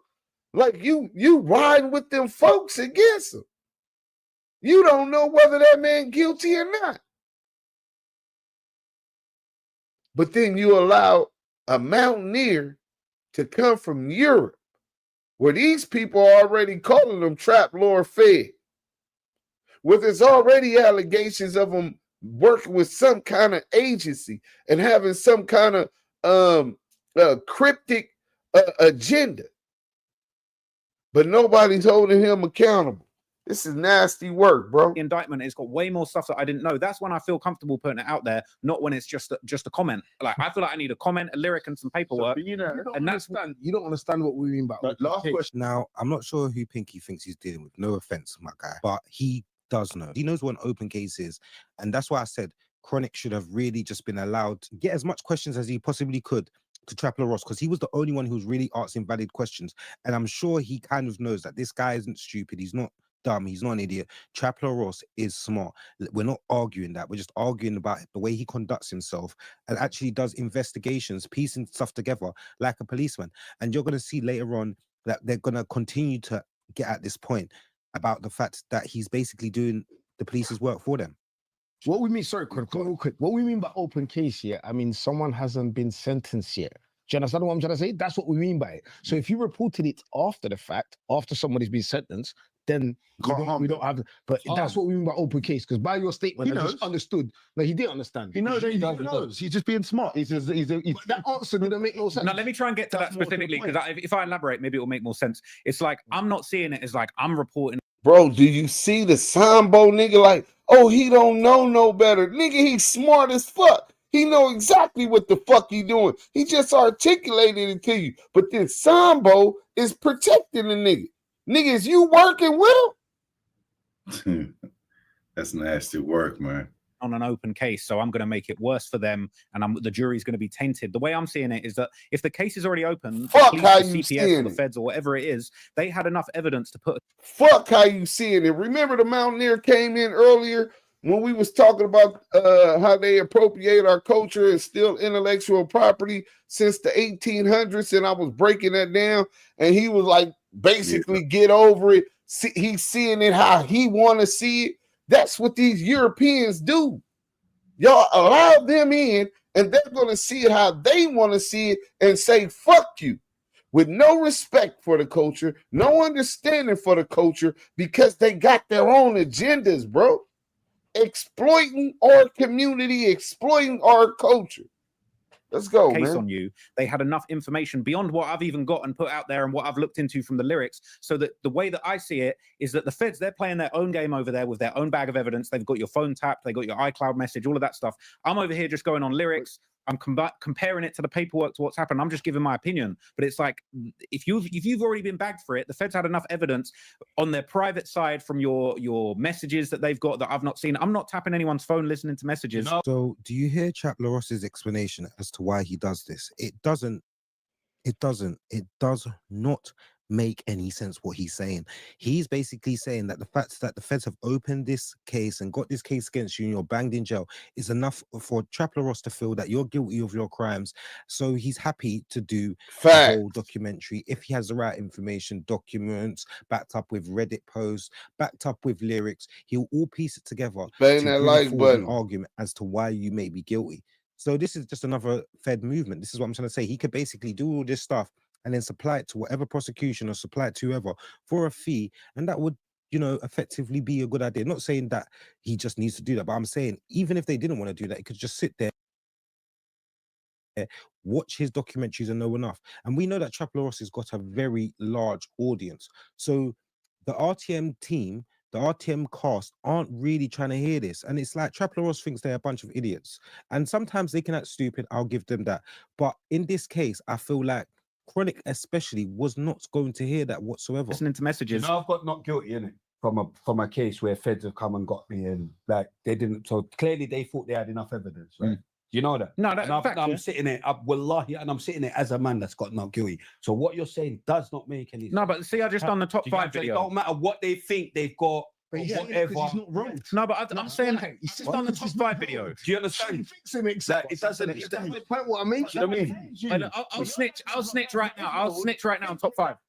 What did he say? Now, Young Spray has a very valid point because, like I said before, Chap Laross has a very big audience, yeah? And to act like as if what you say doesn't have power and people aren't going to lean and have an objection against these people once they hear your documentary. And this could be somebody's kid talking to their parent about, oh yeah, this rapper or so-and-so person done this and Chap Laross done a documentary, or just sitting down watching, because Chap Laross has a very big audience and people try to downplay the idea that an influencer can have such an influence, but that's exactly what they do. Their social media presence, and someone like Chap Laross is really big. And for him to act like as if what he says isn't doing anything, isn't causing any harm, would just be ludicrous to say at the least. 5, he said if stitched right now. I just dropped the top 5 video, and look, I'll keep it real. Basically, in that video, I tied him. He's tied to 3 murders, and he busts all of them. He's out here streaming, running around. See? But at the end of the day, when I look at it, I didn't say this in the video yet, but this is my personal opinion. It looked like the cleanest hit you could have ever possibly done. Imagine that, but he's out here. But like he's out here, and that's a case that was an open case. It's a closed case. Now, he's basically got a year from when they let him out for that case to be refiled. I didn't lie on it, bro. Nasty work. not guilty. I'm saying that the evidence. I'm saying that the evidence. I'm saying that the evidence is crazy. I'm just in to interject because doesn't that sound like something a Fed would say to you while you're sitting in the room waiting for them to interview you? Things. Because look, he's not guilty of something that you said he was guilty of. No, but he didn't get not guilty. His case got dropped. I'm trying to say, like, he's got not guilty of something that you're saying he's guilty of.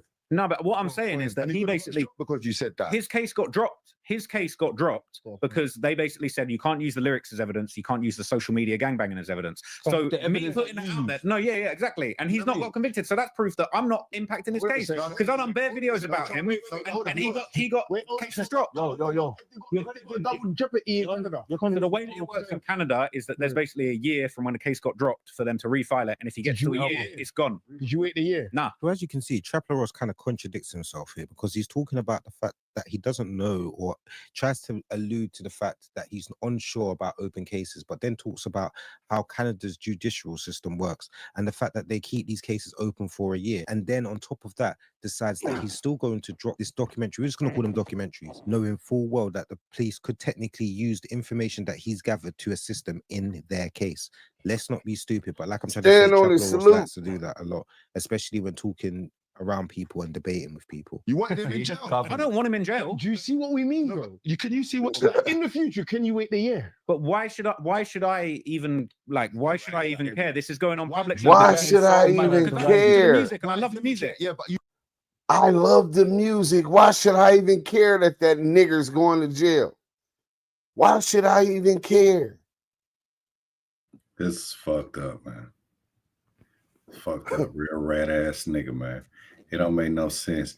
Like, do you hear what he said, Duse? Talking about, oh, I gotta have it active. Why in the fuck do you gotta have it active so you can fuck around and make content of it? So you can't wait till the case is closed. They need your help to be the dope fiend ass Barnaby Jones and shit to crack the case. Oh, weirdo London Columbo and shit. What the fuck are we doing? Then he gags his ass all the way to fucking the United States and telling on other motherfuckers. You don't even stay here.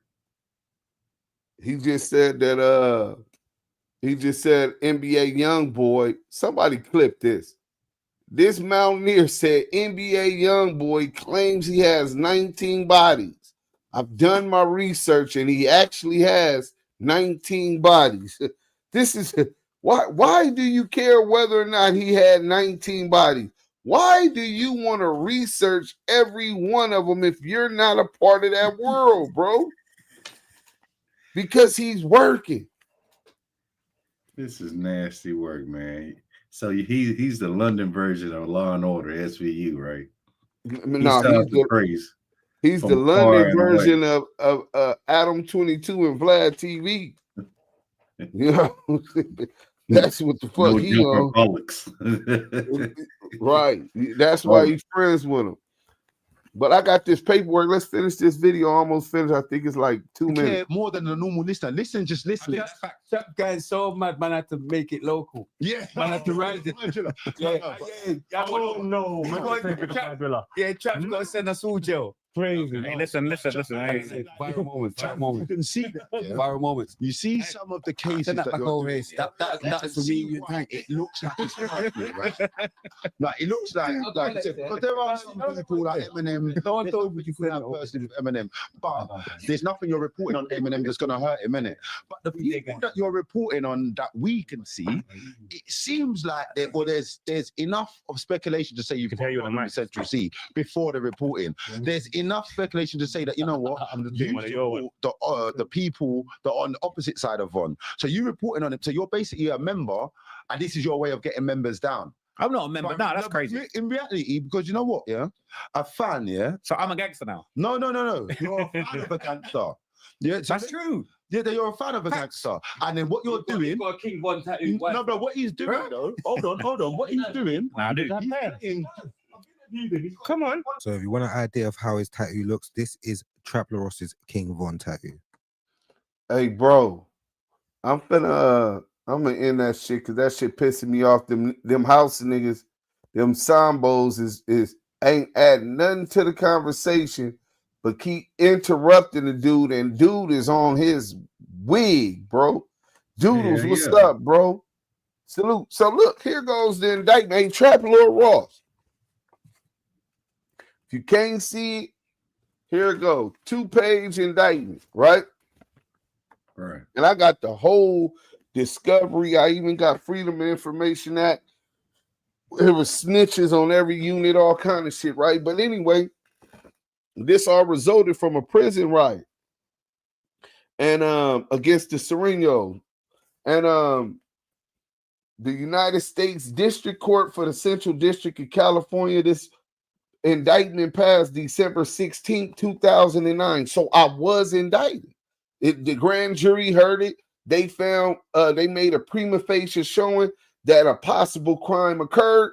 So they re-indicted me. I've been in jail at this time about 8.5 years, going on 9 on a 10-year sentence, 120-month sentence, right? The grand jury charges, count 1, 18 U.S.C. subsection 111A1B, on or about March 11, 2007, in San Bernardino County, within the Central District of California, defendant Lamonte Deshaun Sims intentionally used force to assault, resist, oppose, impede, intimidate, and interfere with Andres Gutierrez, a Federal Bureau of Prisons correctional officer at the Federal Correction Institution 1 at Victorville, California.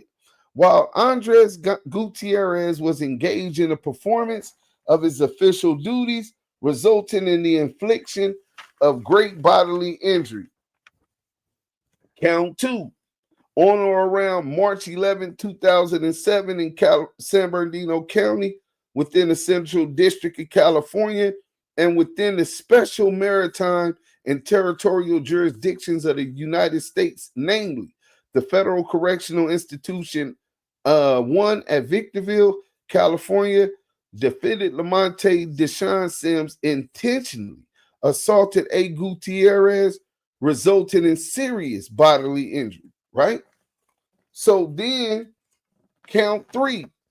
On or around March 11, 2007, in San Bernardino County, within the Central District of California, defendant Lamonte Deshaun Sims intentionally used force, which resulted in physical contact to assault, resist, oppose, impede, intimidate, and interfere with S. Flores, a Federal Bureau of Prisons correctional officer at the Federal Correctional Institution at Victorville 1, California, while S. Flores was engaged in the performance of his official duties.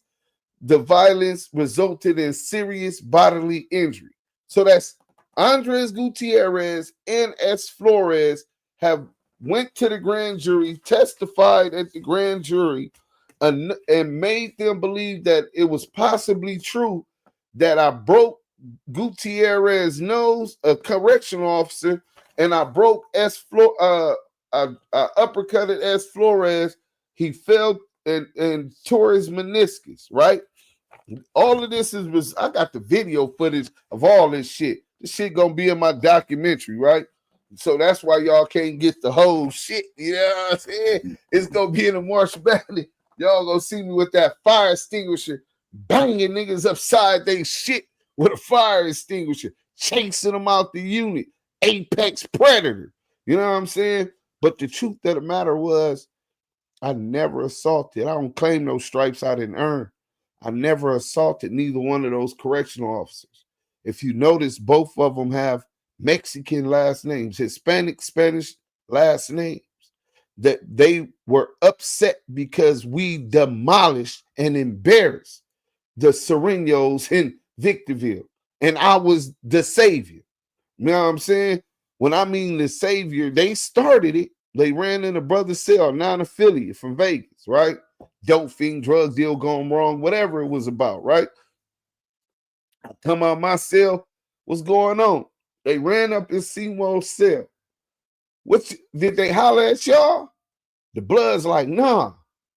I look over at the table with the Crips, they holler at y'all? They're like, nah. Mind you, the essays that ran into the cell with knives.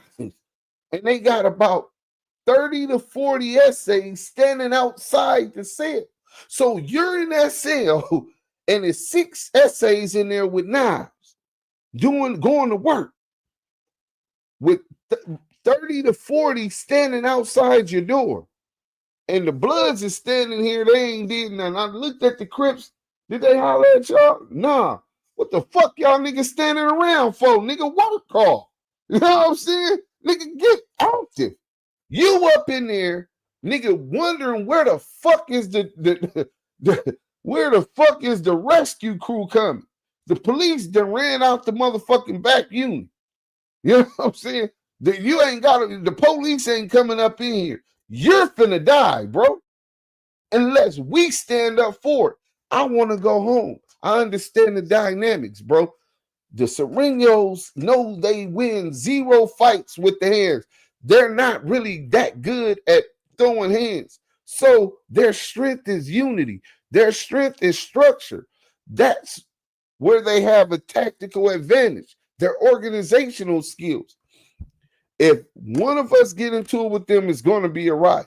So because we can't put our hands on them without first giving them the opportunity.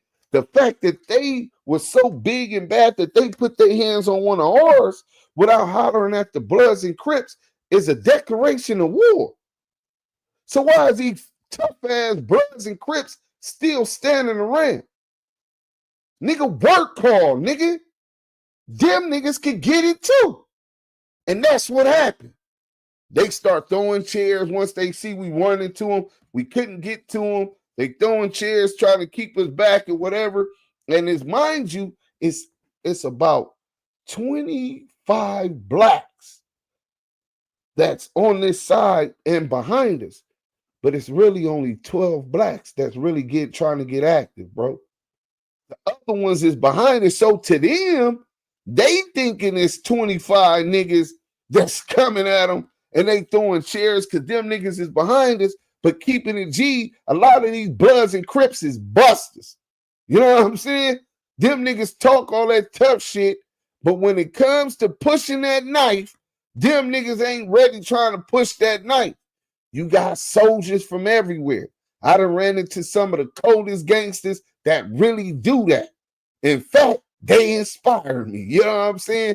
But when it comes to, I know I want to go home the same way I came in. I expect that you want the same.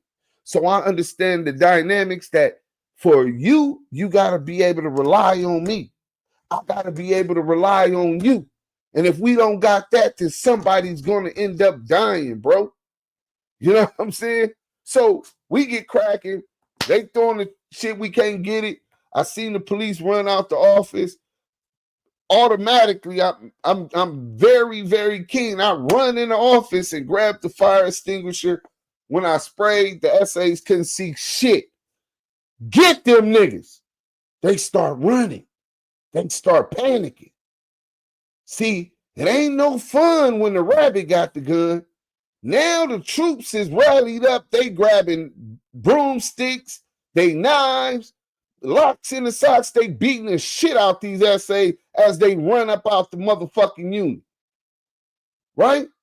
So I make it up in there. The dude got stabbed 17 times. Right? He got no shirt on. He just got his boxers on. And I get to the room. I'm thinking they still got some more in there, but they all had ran out the unit with him. So I'm like, bro, you all right? He like, yeah, but he kind of dizzy, right? Unknowing they knocked him out 2 times and woke him up, still beating him and stabbing him. You know what I'm saying? So I said, nigga, get your shit, nigga. We finna go get them niggas. So I tell all you niggas, we going to the hole, we on camera, get your shit. We finna go tear these niggas up, right? So niggas like, oh, the gate's locked, right? Well, A lower and A upper is in the same fence with us, so we'll get they homies, nigga. You know what I'm saying? Fuck you mean the gate lock. If they made it out the gate and the gate lock, then we going to A lower or A upper and we finna tear they homies up. them niggas really was happy that we did what we did. They didn't want no more. You know what I'm saying? But I ain't one of these type of niggas you can just turn on like a light switch and the nigga turn it back off. When I go, I'm gone. You know what I'm saying? So I tell them niggas, nah, fuck that, we gonna go get them. So we leaving up out the building. Soon as I get out, I seen a paisa, and I turned to him, and he like, no, he squatted all the way there. Me paisa. Say, well, get the fuck up out the way, nigga. You know what I'm saying? You still around and get the fuck on, right? That means he's not a Southern United essay. You know what I'm saying? So I walk through the thing. I come out first. When I come out, I see one of the essays at the table. So I'm off the gate, nigga. Fuck, I'm disrespectful. Fuck Seward, all of that. Right? Nigga, he ball up. I'm beating this nigga with the shit, broke his ribs, dislocated his elbow, beating him with the fucking fire extinguisher. The police come and tackle me, bro. When he come tackle me, I'm getting up. The essays see me beating their homie up. They come running from the gate. They done came in like gangsters, right? They done ran and with their dick tucked between their motherfucking legs, and they trying to figure out what the fuck just happened. You know what I'm saying? How did we leave this motherfucker with our dick tucked between our legs like we got pussies? You know what I'm saying? So they see me beating their homie. Them niggas come running back. And the police see them running. They try to close the gate, bro. When they closed the gate, they did hit the drawdown gate and locked it. And he elbowed the nigga Gutierrez. Mind you, this the same time the other officer had dived at me. So when he dived at me and I fall, I get up, I see Gutierrez in his nosebleed. I'm like, damn, what happened to you? He like, you punched me you hit me in the nose. I mean, I ain't hit you in the nose. It wasn't on no purpose. You know what I'm saying? The nigga's shit already leaking. Unbeknownst to me, it was from an elbow to the nigga nose. You know what I'm saying? From another CO. So they come and see him's cuff up, right? See him's cuff up. I might be able to show y'all some of the video footage if I could find it real quick. I'll show that another time. But in any event, I'm like, man, I ain't cuffing up nowhere. The essay's still outside there. You're not going to, I walk to the hole. You're not finna cuff me up, because I done seen that type of shit happen. The police cuff a nigga up, walk him across the yard, and niggas book him while he cuffed up. Police gonna run. You think the police gonna risk his life to protect you? You know what I'm saying? So I'm like, we can walk across the thing. So they're trying to force me to cuff up to walk me across the yard. I'm like, man, I'm not doing it. So I stopped and ended up taking 8 or 9 police officers, bro. We got the count on camera. I think it was 8 or 9 COs to take me down. But they eventually take me down. By the time they, mind you, it's lunchtime. By the time they move me to the hole and get to the hole, the essays that we chase out the unit, then rally the troops in the kitchen. They take off on the blacks in the kitchen. Blacks in the kitchen don't even know what's going on. The homie Bot, rest in peace to the homie Bot from Jungle. Them niggas get the word that it was us that got into with the essays on there. Them niggas take off on, what was that, D lower or C upper or D upper, whatever. So the niggas take off on over there. Domino effect. The whole institution is in ruin. The warden is mad. Both of those police really did get injured, but he's saying that I uppercutted him and he fell and tore his meniscus. His meniscus was hurt. We got the medical reports. But I didn't uppercut the nigga. He lying. Gutierrez saying that I took a step back and punched him in a straightforward motion and broke his nose. His nose was fractured. We got the medical report. I didn't do it. But that's not what he said in his statement. That's not what S. Flores said in his statement. So the grand jury got those statements, and without being cross-examined on the stand before the jury, it looks bad. Nigga ready to take deals. You know what I'm saying? Like, man, I'm innocent, man. But shit, nigga, if they offer me 2-3 years, I might just take it. You know what I'm saying? But they wanted me out the way. They like, you can take 10. I'm like, I just did 8.5. That's almost 9 years. Nigga, I ain't never been on the street free with my son. Nigga, what kind of a father would I be if I didn't fight to get home to my son for some shit I didn't do? So they forced me to go to trial by offering me a 10-year deal for some shit I didn't do. And I went to trial, bro. And every one of those statements, every piece of evidence, 17 video camera footage that show not one time me hitting these police. And 12 jurors of my peers found that I was not guilty of all 3 of those counts in that alleged federal indictment, bro.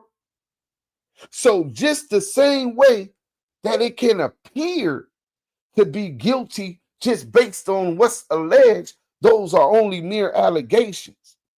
You know what I'm saying? So Trap Lord Ross not giving Big U, not giving what was the other case? He was Lil Durk, right? Not giving them the benefit of the doubt in just convicting them by popular consensus, the general consensus, and taking on the United States Attorney's version of the events, the victims and the snitches version of the events, without first giving that man his day in court.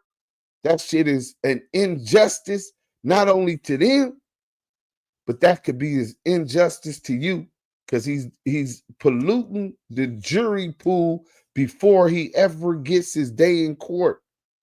One of the jurors or potential jurors that might hear the case in Big U case or Lil Durk case might watch Trap Lord Ross show. They might see it on YouTube. And we're all prone to manipulation, especially if we thinking that we're hearing facts. Or if we hear a lie enough times, you start believing it's the truth. This is a scary time. And you motherfuckers act like y'all don't give a fuck, right? But y'all motherfuckers, if y'all were in that same position with the power of the federal government already against you, the odds already against you, you would want your day in court before you were convicted. Y'all motherfuckers don't give a fuck until it's you or your family. We got a super chat, and then I want to hear what Southern Force got to say to that. Slim Ovo, $19 super chat. Salute, bro. Wes. All right. Go ahead, Southern Force. If you want to build up off of that before we get up out of here, man. I know it was a lot. No. We need to hear that. A lot of us need to hear that. First and foremost, salute to the Damu Kiwe conversations, man. Man, some jewels been dropped. Man, from knowledge is power to this fucking industry plan. Man, listen to this clown, man. He's that type of person that will activate a case that have DAs talking about thanks to social media. These are the cats that they're talking about, man. They're infiltrating into our neighborhoods, into our tribes, giving up information, exploiting some things, helping police and law enforcement out. Shit, you ain't got to call it 1-800 anymore. All you got to do is just listen to a YouTuber. YouTubers like this. These are the motherfuckers that don't give a fuck about our culture, don't give a damn about our struggle, and we feed them. We line up their fucking pockets so they can exploit us and they can lock us up away or make us look like inferior or shitless. You see what I'm saying? We got to be more careful, be more focused on how we move and what type of information we putting out there. Some of these cats don't even need to be talking about anybody's hood, anybody's politics, anybody's tribe, because they're not from there. Stay your rat ass on the side of that on the other side of that fucking pond and mind your fucking business. That's what you need to do. It doesn't make no fucking sense. And he's not the first, and he damn sure won't be the fucking last. But it's time for us to wake up more and be more mindful how we put our tribal business out there. You know what I'm saying? Because cats like this, they not only feeding on us, but they locking us up when they through draining our resources and our way of life and our culture. That's all I gotta say on that. Yeah, give me a minute. I'm gonna see if I can find some of the already edited clips from the from the riot file. Be great. Let me see. Be great. I know we got the clip where they counted how many police it took to take me down. I didn't know it was that many. You know what I'm saying?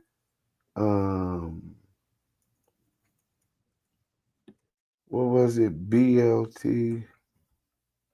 Damn, I don't know what it is. Yeah, I can't find it. We finna get into the before we leave. Hold on. I said we was gonna play some positive because the brother was talking about they sold us, right? And that's a fallacy, right?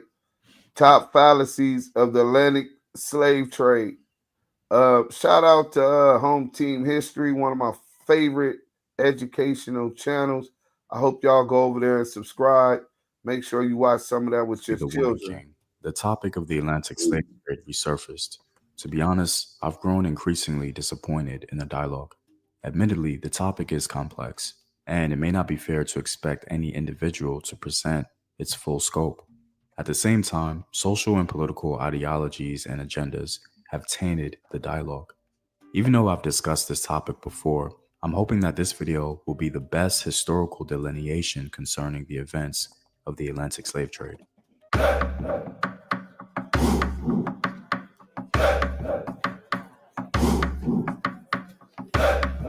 Keyword web, right.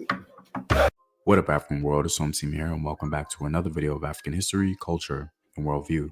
By supporting this channel on Patreon, you're helping in the creation of these videos and contributing to this content. The link to Patreon is in the description box below. Also, stay tuned with word from my sponsors. My name is Howard Dorsey. I'm 54 years old. I'm here to talk about my experience with herbal results. I was getting sick, so I went to the doctor. They told me that my blood pressure was high, my cholesterol was borderline or high, so I was very sick. You know, sometimes I thought I was dying at some point. And I ordered a bottle of olive leaf extract. This is how the bottle comes in. And within the first probably week and a half, 2 weeks, I checked my blood pressure and it was back down to normal. It was like 120/80. My cholesterol went down to 125. You know, I definitely believe that olive leaf extract from Herbal Results saved my life. And that's real. I mean, I recommend it to everyone in my family, my friends, and we've seen a lot of results in that manner as well. Purchase now at herbalresults.net. Ava. Damn. We go from that to this. Let's go. I've covered this topic before, but it seems that the release of The Woman King intensified the dialogue. I really wanted to wait for the discussion to die down so as to forestall any unwarranted passions. I noticed people from multiple backgrounds were having the debate, providing the best evidence they could for their perspective. However, despite their take on the topic, the overwhelming majority from what I've seen make one critical error. To begin, this video is not intended to excuse or condemn the role of Africans or Europeans in the Atlantic slave trade. The only intent is to try and understand the history from a proper historical perspective. Also, this content is more of a broad summary of findings throughout the years, as a more in-depth analysis would take a series. If interested in a series, please let me know in the comments below. At its root, this video is opinion-based, generated from a perspective developed over years of studying historical African data. The sources that will be presented at the end of this video will back my perspective. However, the core of this content was established by reading in between the lines of history. Thus, it is possible to glean a different interpretation from the one presented here today. So please keep that context in mind. I've seen a number of discussions online regarding the events of the Atlantic slave trade. If you're an individual who knows African history well, you may agree that some of the discussions are adulterated with social or political agendas. In my opinion, the countervailing narrative that often takes place regarding the Atlantic slave trade can be distilled into two simple statements or ideas. The first involves someone concluding with the statement, well, blacks were selling blacks. The other includes someone saying, well, they sold us into slavery. The first statement is usually propagated by people outside of the diaspora, and the latter tends to be a grievance from within the diaspora. The critical error, as I mentioned previously, is the error of an assumed Pan-African model. What does that mean? Well, these two statements are useless ideas. They only serve the modern invention of Pan-African thought. The irony here is that all people, not just Black, have adopted in some form a Pan-African model when discussing the history of the Atlantic slave trade. It's utilized because without it, their argument becomes vacuous. They implement what I like to call selective courtesy. Selective courtesy is acknowledging and respecting the differences between European ethnic groups like Greeks, Romans, Anglo-Saxons, and Celts, while ignoring those same differences amongst African ethnic groups like, say, the Mandinka, Fulani, Yoruba, or Bakongo. The European ethnic groups mentioned historically all had different languages, cultures, and worldviews. They certainly did not view themselves in a pan-European framework. The same is historically true for African ethnic groups.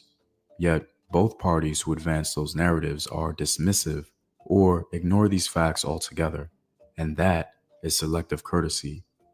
The real question remains, why have we been so wrong-footed in thinking otherwise when it comes to African ethnic groups? I'll try to elucidate the crux of this video. The reason why the statement, blacks selling blacks, remains erroneous is because the idea or concept of Black people in the way we think of today did not exist in ancient, medieval, or post-medieval Africa. Everyone identified with their own language, culture, and religion. Moreover, the grievance by the African diaspora of, well, Africans sold us into slavery, is disingenuous, because many of us descend from African ethnic groups who were both victims and victimizers. Hopefully, the examples given later in the video will help us understand that. It's an extraordinarily stratified topic. One minor example as to why Pan-Africanism or unified Blackness was completely useless in, say, 15th century Africa is patently demonstrated by the experiences of Portuguese travelers to West Africa and their African interpreters. Both Cadamosto in 1456 and Pedro de Sintra in 1461 were forced to abandon their explorations in the Guinea rivers and Sierra Leone because south of the Rio Grande, they encountered speakers of Southern West Atlantic languages, a language group entirely new to them and their interpreters. With schizophrenia, it can feel like your symptoms Kiwe. decide what you do and who Conversation, you can home be. team If history. you Y'all still have make sure symptoms, y'all go be subscribe. Let's I go. really want us to take this in. Their African interpreters likely studied several languages of the local region through great effort, but a relatively short distance away, they had absolutely no idea how to communicate with other Africans just south of them. These are all individuals we would identify as so-called Black people. Yet in the 15th century, they couldn't even communicate with one another. The point being, you're not going to identify with someone you can't communicate with, let alone the barriers of culture and religion. This is the principal issue with the blacks selling blacks narrative, because it assumes that these so-called blacks betrayed their own people. Now, on the surface level, in modern discussions, this narrative makes sense given our 21st century paradigm. However, historically and in reality, it has no legitimate function. In general, most Africans from West and Central Africa were enslaved as war captives.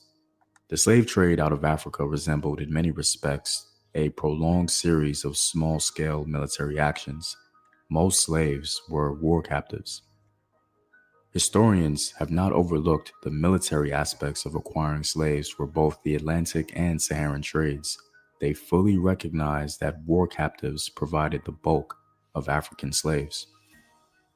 These war captives were usually acquired via warring ethnic groups. However, another popular way Africans were enslaved was through something called grand pillaging. This is when raiders would kidnap or invade various communities and peoples. These were the two principal ways Africans were enslaved throughout West and Central Africa. Now, though most Africans from West and Central Africa were enslaved through inter-ethnic conflict, that is, African conflict between different ethnic groups, we do have some accounts that would inadvertently validate the narrative of the 21st century paradigm, meaning the enslavement of Africans involving the same ethnic group. This usually occurred where African city-states were present.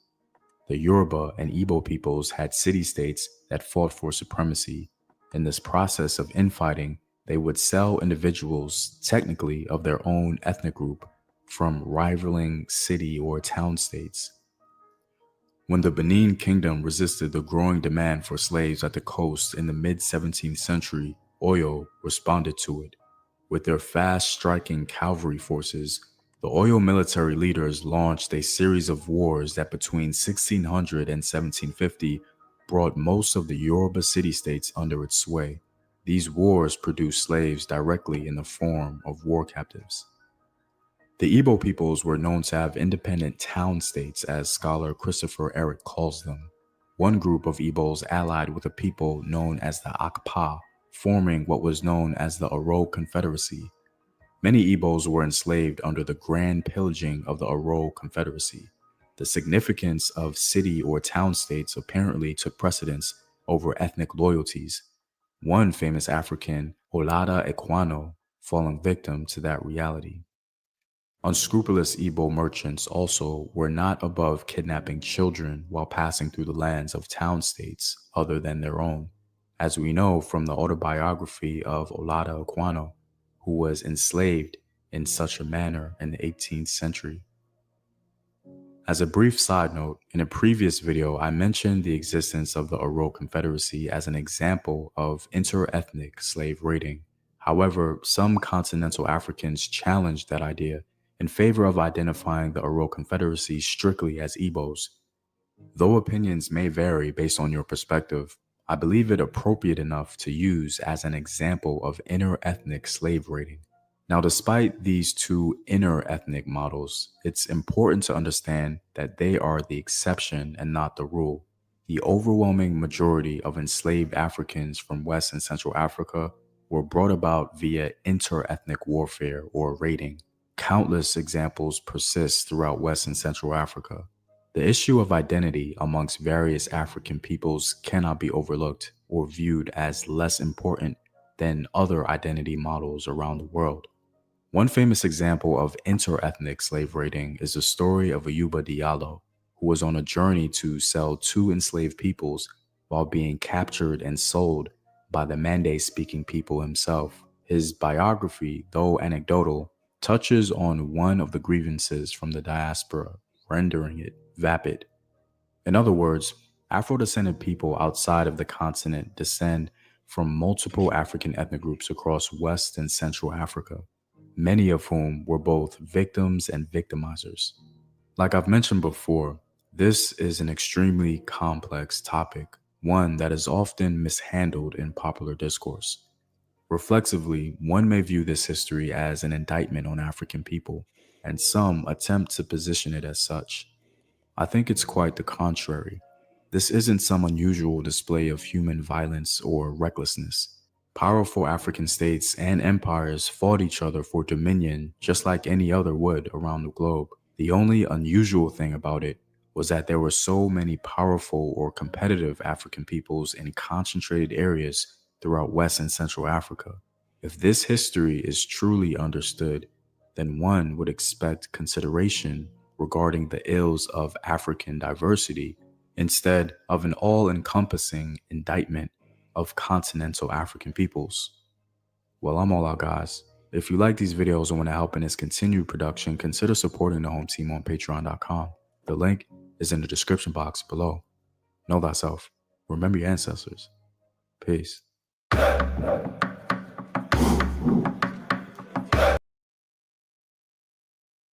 Hey, salute. I told y'all I was going to bring that to try to give a little perspective to the statement made earlier. It's so much more complex in the mentality. A lot of people who grow up in the United States don't we come under this European indoctrination called education, and we see Africa as a whole, when Africa is as big as China, Europe, and most of Asia can all fit into China.